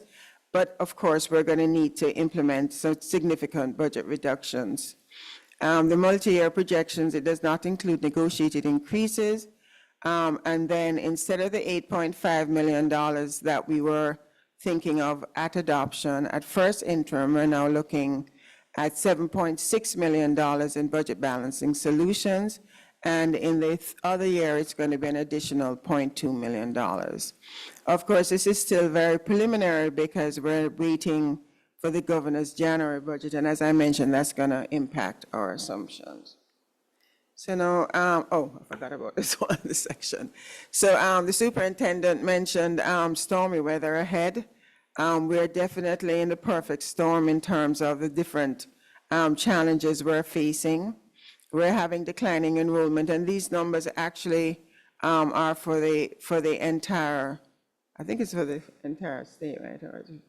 So this is, we're having declining in enrollment throughout the state. All school districts have no longer benefiting from the one-time pandemic dollars. We're facing an ongoing increase in costs and there's competition for staffing, and we're also having to account for inflation. And of course, our expected services for academic and social emotional, they're actually increasing at the same time. So next slide. But we're not alone. A lot of districts in Alameda County, 17 out of 18 districts are in the exact same situation that we're in. They're tapping into their reserves, and they're also needing to implement budget solutions. We call them budget balancing solutions for 25, 26, and 26, 27. So we are in the 95%. Not particularly great company to be in, but I think there's just one district in Alameda County that's not actually experiencing that. So now I'm going to turn it over to our Executive Director of Fiscal Services, and she's going to take us through the variance report. Thank you. So our variance report is where we're comparing the budget that you've most recently seen, so our adopted budget, with our first interim budget. So what changes we're projecting and what are the major causes of those changes. And so this first slide you're looking at are the revenues. And so you'll see here a decrease in our revenue due to our LCFF funding, and that's because of our funded ADA. So our overall ADA as a district is increasing, but pre-COVID enrollment is no longer being included in the rolling average used for funding. And so we're seeing this decline in our funding. We're also, though, seeing some of our other state revenues increasing a little bit, and that's primarily due to prior year lottery revenue being recognized.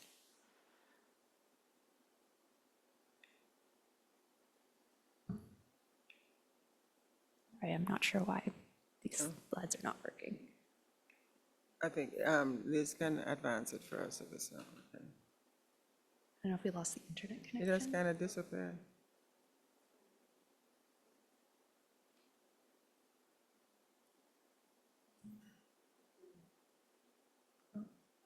Somehow a whole bunch of blank slides got in there. But it's not even up on the screen. We can. Our slides are offline and we're trying to pull them back up.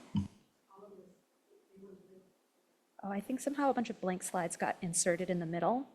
Yep. Oh, really? Oh. Yes. Sorry about that.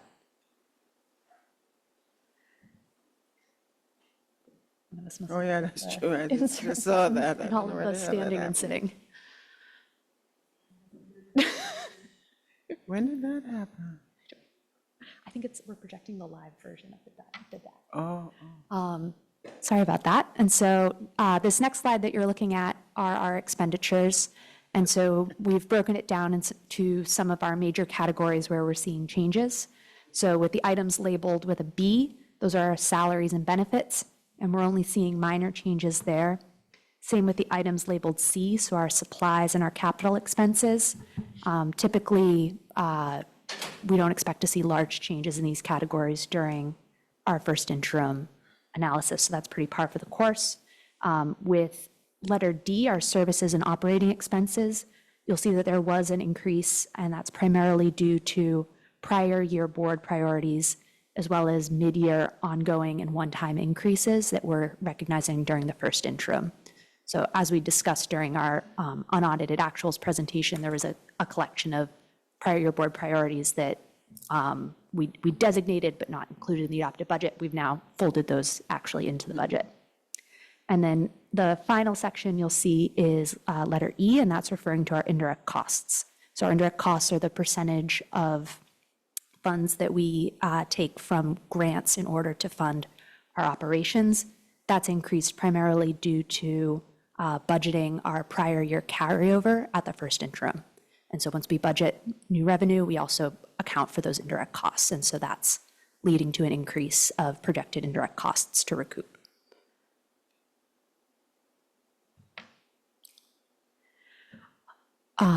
This slide here is looking at our other financing sources and uses. And so you'll see that the largest item to note is our interfund transfer in from our Fund 20 reserve is increasing from $2.1 million to $3.8 million.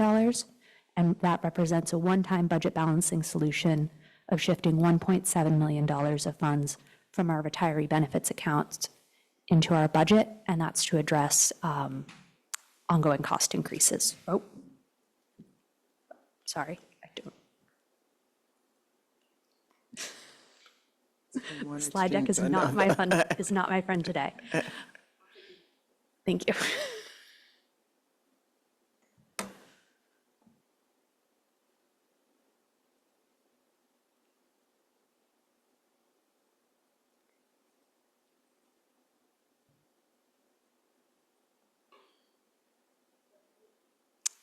Yeah. Yes.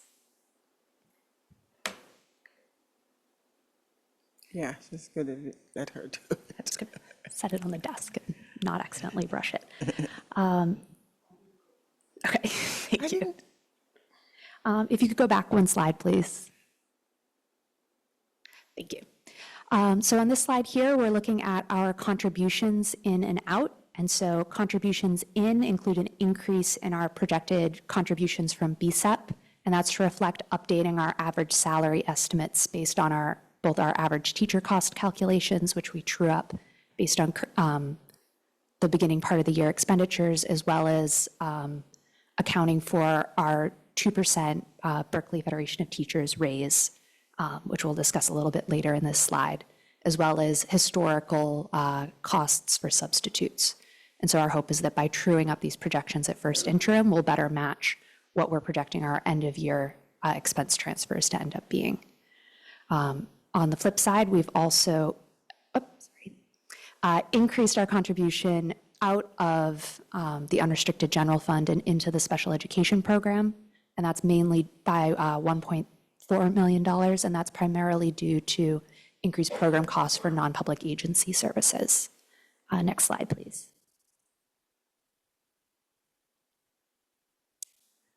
So looking at our fund balance, what we're projecting is that a undesignated ending fund balance that is about $1 million lower than what we had projected at our adopted budget, but still a sufficient undesignated ending fund balance to have a positive fiscal certification. If you go to the next slide, the main driver of this smaller undesignated ending fund balance is that we've designated additional components in our ending fund balance, with the items most to call out are designations related to raises and salary changes that we will be incorporating in the budget for second interim. And so we're setting aside $200,000 for our classification study, as well as $1.5 million for the BFT 2% raise on salaries. And so those will be incorporated in the budget, but because they were approved by the negotiation was approved by the board after October 31st, we've designated them here because we know they're the costs, but we didn't want to put them into the budget during the first interim period. Next slide. And so looking at our average daily attendance, so our ADA, as well as our enrollment, this is a major driver of what our state funding is, which is a very large piece of our overall revenue pie. And so overall, you'll see what we're basing our first interim presentation on is using our enrollment projections from the admissions office. We are assuming that our average daily attendance rate will stay comparable to what we had in our adopted budget, but we're then truing up those projections based on what we're seeing as our actual attendance, our actual enrollment right now in the school district as of October 31st. Most important to note with our average daily attendance, we've gotten used to seeing two different ADA numbers in these charts. We've had our ADA projected and our ADA funded. In prior years, we've benefited from a larger ADA funded than projected, and that's because we've been having a rolling average of the prior 3 years. We're now in the position where we've moved out of that, benefiting from that rolling average, and so we're now being funded on our actual projected ADA. So those numbers now match at around 8,600 or 8,700. Mm-hmm. And I will turn it back over to Ms. Follansbee to discuss the multi-year projections. Okay, thanks, Emily. So we're now going to look at our multi-year projections, and it's important to note that it's based on the governor's enacted budget, as I mentioned before, but it does not include estimates for negotiated increases. So next slide. So these are the assumptions that we use to actually build the multi-year projections, and this comes from School Services dartboard. We talked about the ADA funded on the previous slides. The COLA that we're looking at is based on the dartboard that we have at the moment. But this is likely to change with the January budget, but we're basing the budget based on the information that we have at the moment. So in terms of our revenue, you can see in that bottom row, we're actually benefiting from a 2.93% COLA. All the other factors have pretty much remained unchanged. So the COLA is giving us significant increases year over year from 24-25 to 25-26, and from that year to 26-27. So next slide. Our expenditures, this is again, what we're looking at in 25-26 will be the impact of the raise is now in the budget, in the multi-year projection, so we no longer have to, we don't have to designate that anymore. But the most important thing on this slide I'd like to draw your attention to is a target. So this is what we're talking about. It's now $7.6 million, and that's $7.6 million in ongoing costs with an additional 0.2. So it's a little different from what we were talking about at adoption, and this is just because of the changes that Emily discussed, the variance report. So still a heavy lift, still a lot, it's a challenge for us, but without this reduction, we're not going to have a positive ending fund balance, and we'd have a qualified opinion. The other section, so our income statement looks at income, expenses, and it also looks at sources and uses. And sources and uses are transfers in and out of our budget. So we talked about the transfer in of $3.8 million in 24-25. That was an increase from the adoption, but you can see that's a one-time solution. So it's only the 3.8 is only in the first year and not in the second 2 years. We're also transferring in amounts to Fund 67, our self-insurance fund. We're projecting an increase due to the AB 218 cases that we're facing. Our insurance costs are going up, so we're anticipating an increase in that as well. We kept the BSEP contributions flat because we're not making any assumptions at that time, but our special ed program is going up in 25-26, and that's because of the increase in costs for BFT salaries, which in turn will mean that we would have to contribute a little bit more. So that's one of the contributions that we're making. And that's actually shown in our AB 1200 that's on the consent agenda. Next slide. Sam is now the scribe. Thanks, Sam. So with the changes that we've actually put in the budget balancing solutions, you can see that the ending fund balance, which is in the middle of the screen, it's positive 3.6 million and it's positive 1.9 and positive 1.1. However, we have to designate, as Emily explained in 24-25, we're designating for the things that we haven't put in the budget. But in 25-26, these are now in the budget. So we're projecting an ending fund balance of 0.9, keeping that pretty flat. But in the last year, we're looking at $0.3 million. So we can go to the next slide, Sam. So what that shows, we have a very tight budget. $0.9 million is not, it's really not a healthy fund balance, but it is causing us to have a positive certification because it is positive, but we definitely need to look at our structural deficits and looking at cost budget balancing solutions to make sure that we maintain a positive certification. Another thing to note is we are basing the multi-year on the COLA that's in the dartboard at the moment, but if the governor comes out and reduces that COLA in his January proposal by 1%, that was going to translate to a loss of $1 million in LCFF funding. So our target would go from 7.6 to 8.6.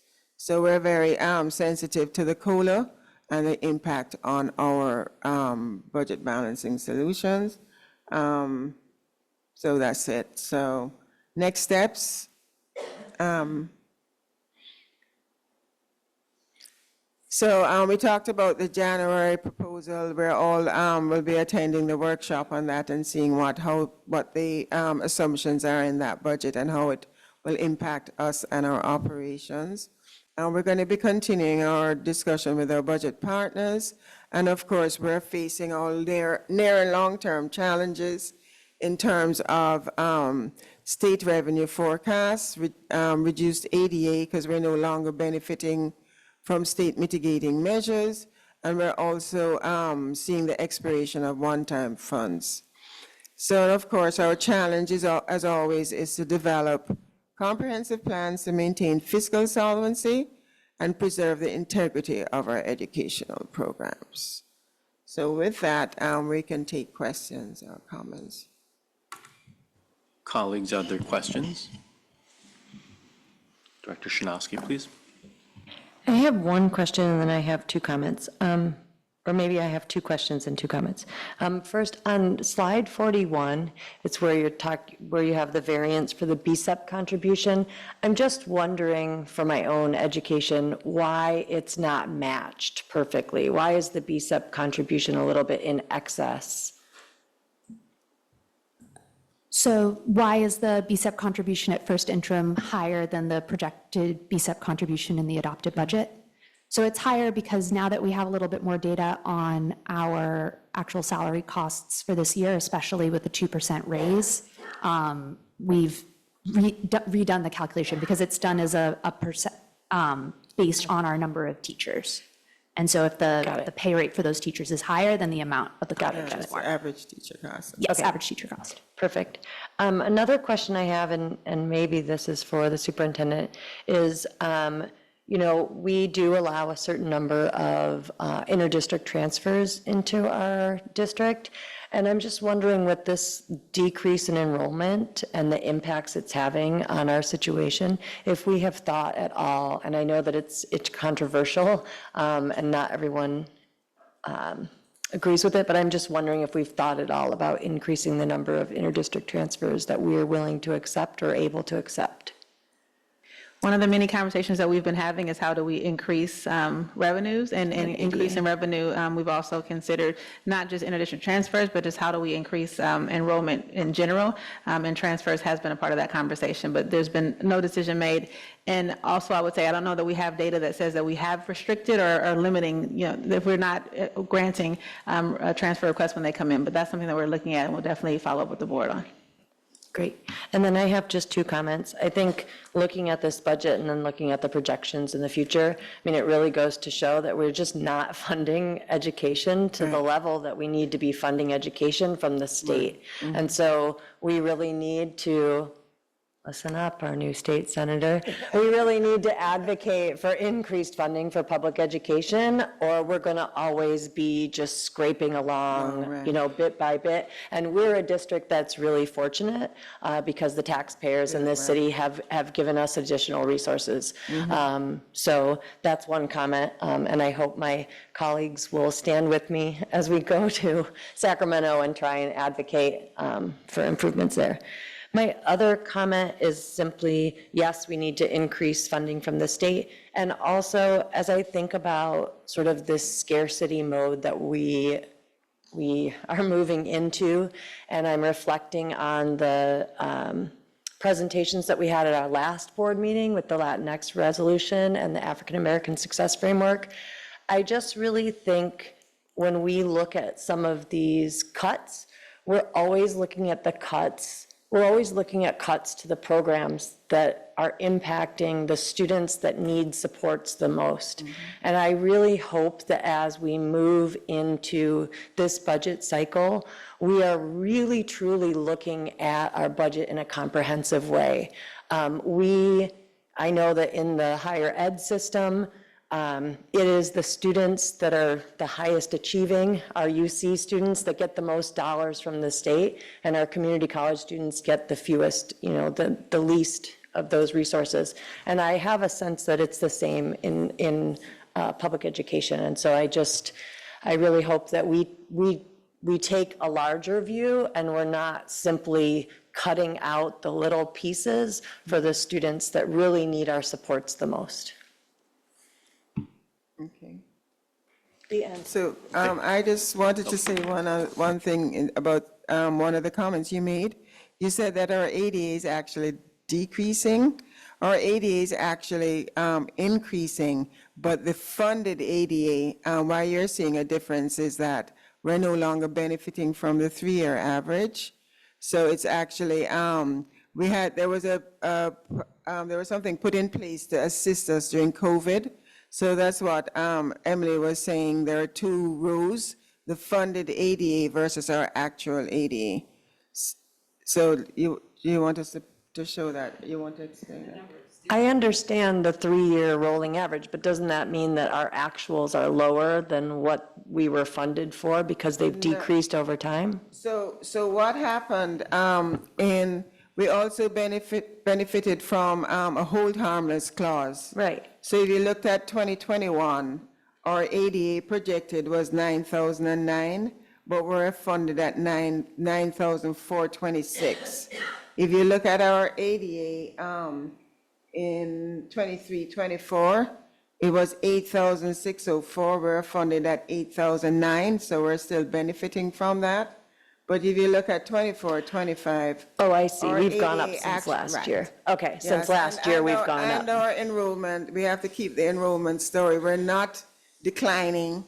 Our enrollment is actually pretty much flat or actually increasing. It just decreased when you look at 2 or Right. more and- years. and Got you it. look at- Thank That's why you. we keep stressing about the averaging of the 3-year average and the hold harmless clause. Yeah, sure. Thank you so much. Can I follow up really quickly with that? And the timer is on. Checking that, 20. Oh, I see.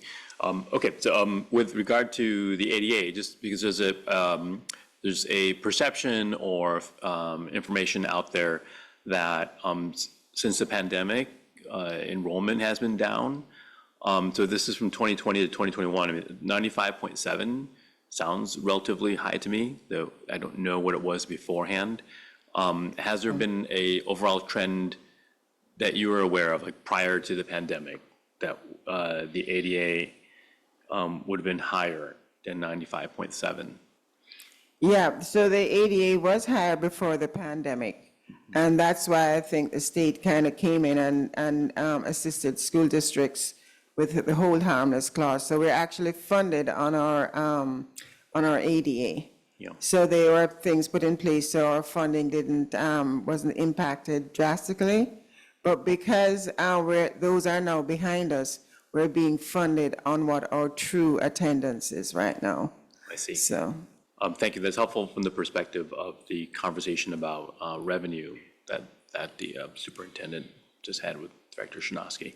Thank you so much. Other colleagues, other questions from the DS? Thank you. Director Babbitt has a question, please. This is too much. You're just going to end on my favorite subject, the numbers on top of everything else.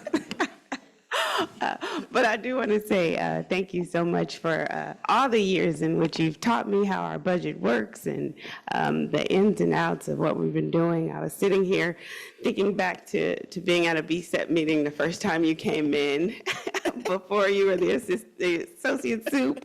And I was just grilling away in those meetings. Well, what about this? Well, what about that? And so now just want to appreciate you for all your hard work over the length of these years and the ways in which you have made sure that we as a district have remained solvent for many years.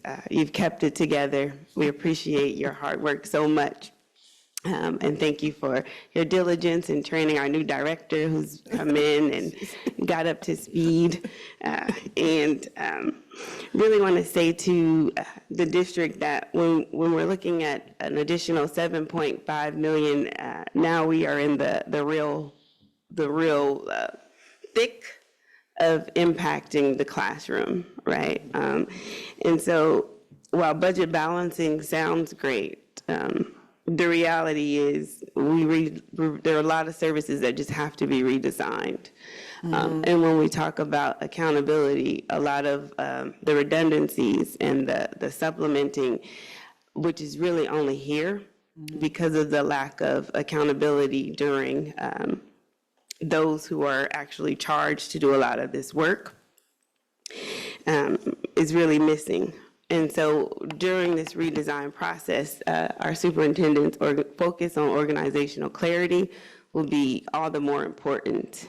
And for example, if we just look at some of the redundancies that we have, even in our enrollment processes, where we have families taking documents to our central office and then taking the same documents to their local school. That's working very hard, but is it working as smart as we could be working, right? And then if we free those staff members' time up from the redundancies, now that first level touch has more room to do the other things that we're gonna have to redesign out, right? So then how do we look at our automation processes now, where we are, and how do we get there quickly? When I make suggestions around having one Wednesday a month to make sure that our teachers can make these family connections at home, to home, that's family engagement, right? When we look at our sped cost and we see it through the roof, not just because of increased salaries, but because when was the last time we really took a step back and looked at our full inclusion model and looked at what is it producing compared to what other districts around us are also producing and how much it's costing us to get these same results. So I'm sorry I won't be here to help with this redesign process, but I look forward to continuing the conversations. Hopefully I can still join your audit committee meetings. Yes. And be a part of offering different ideas and suggestions, because it really is time to be the leaders in a redesign effort and not just going for low-hanging fruit cuts. Because long-term, it's not going to make us a world-class district. So thank you. Thank you. Thank you so much. Colleagues, are there other comments or, I'm sorry, questions or comments? And Director Brown Vice President Brown is still online? Make sure that she doesn't have any questions. Not raised. Thank you so much. We really appreciate the review, and it looks like we have an action item, though, is an approval of the first interim budget. I move to approve, and thank you. Thanks so much. Director Shinosky has moved to approve, I'll second. and Director Babbitt has seconded. Roll call. Roll call. Director Shinosky? Yes. Director Clark? Yes. Director Chang? Yes. Director Armstrong? Yes. Director Babbitt? Yes. Vice President Brown? Yes. Motion carries on a unanimous vote. Thank you so much. That is 13.1. So looks like we're now at information. 14.1. So this is for our review. Yep. Okay. Extended public comments. That concludes all of our agenda items for this evening's meeting. We will now move to 15 minutes of extended public comments. Is there anyone here for public comments in person or online? Someone's raising their hand. Thank you. So, do we have a card for you? No. You can come on up. Thanks.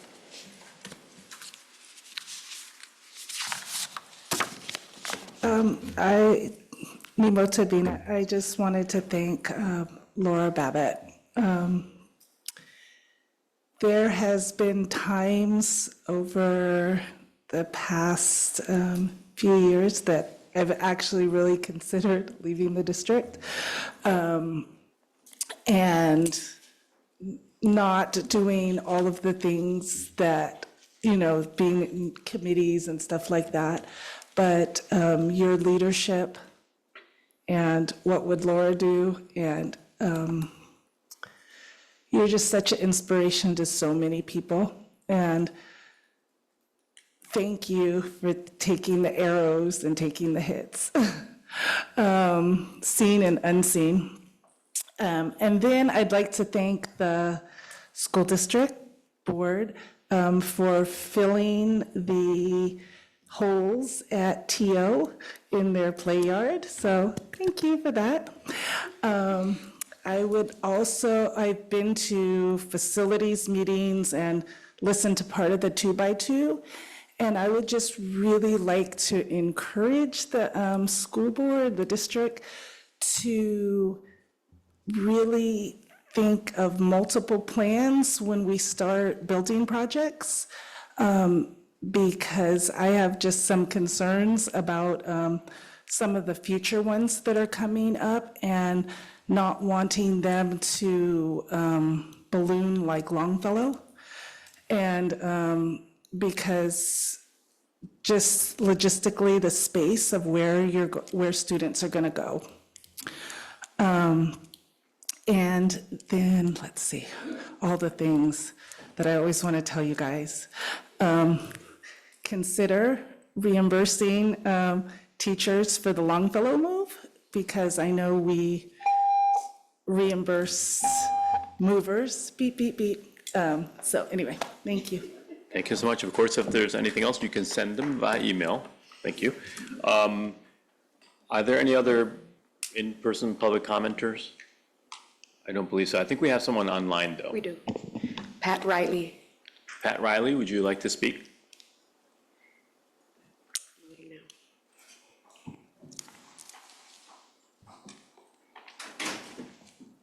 Have we elevated them? Yeah. There you go. Hi, I'm actually Pat Riley's son. My name is Zachary Winslow, and I'm a junior at Berkeley High School and a vice president and treasurer of the Parent Teacher Student Association at Berkeley High. I would like to thank Laura Babbitt personally for her service to Berkeley students and families. I was at Martin Luther King Middle School during the pandemic, and my brother was at Berkeley High. We weren't actually at school, as you know. We were home on screen, mainly bored, sad. It was hard when elementary schools kids went back and we were still stuck at home. And when Laura Babbitt helped us open the gyms again to play basketball together. And she was the only school board director who pushed the district to let us play basketball in the gym again. And to you guys, that may seem like a small thing, but to me, my brother, and my friends, it meant everything. I voted for you, Laura. Thank you again for prioritizing student health and wellness. I'm sorry you lost, and I hope you'll stay involved. The kids and families of Berkeley High and all Berkeley schools need your advocacy. Thank you.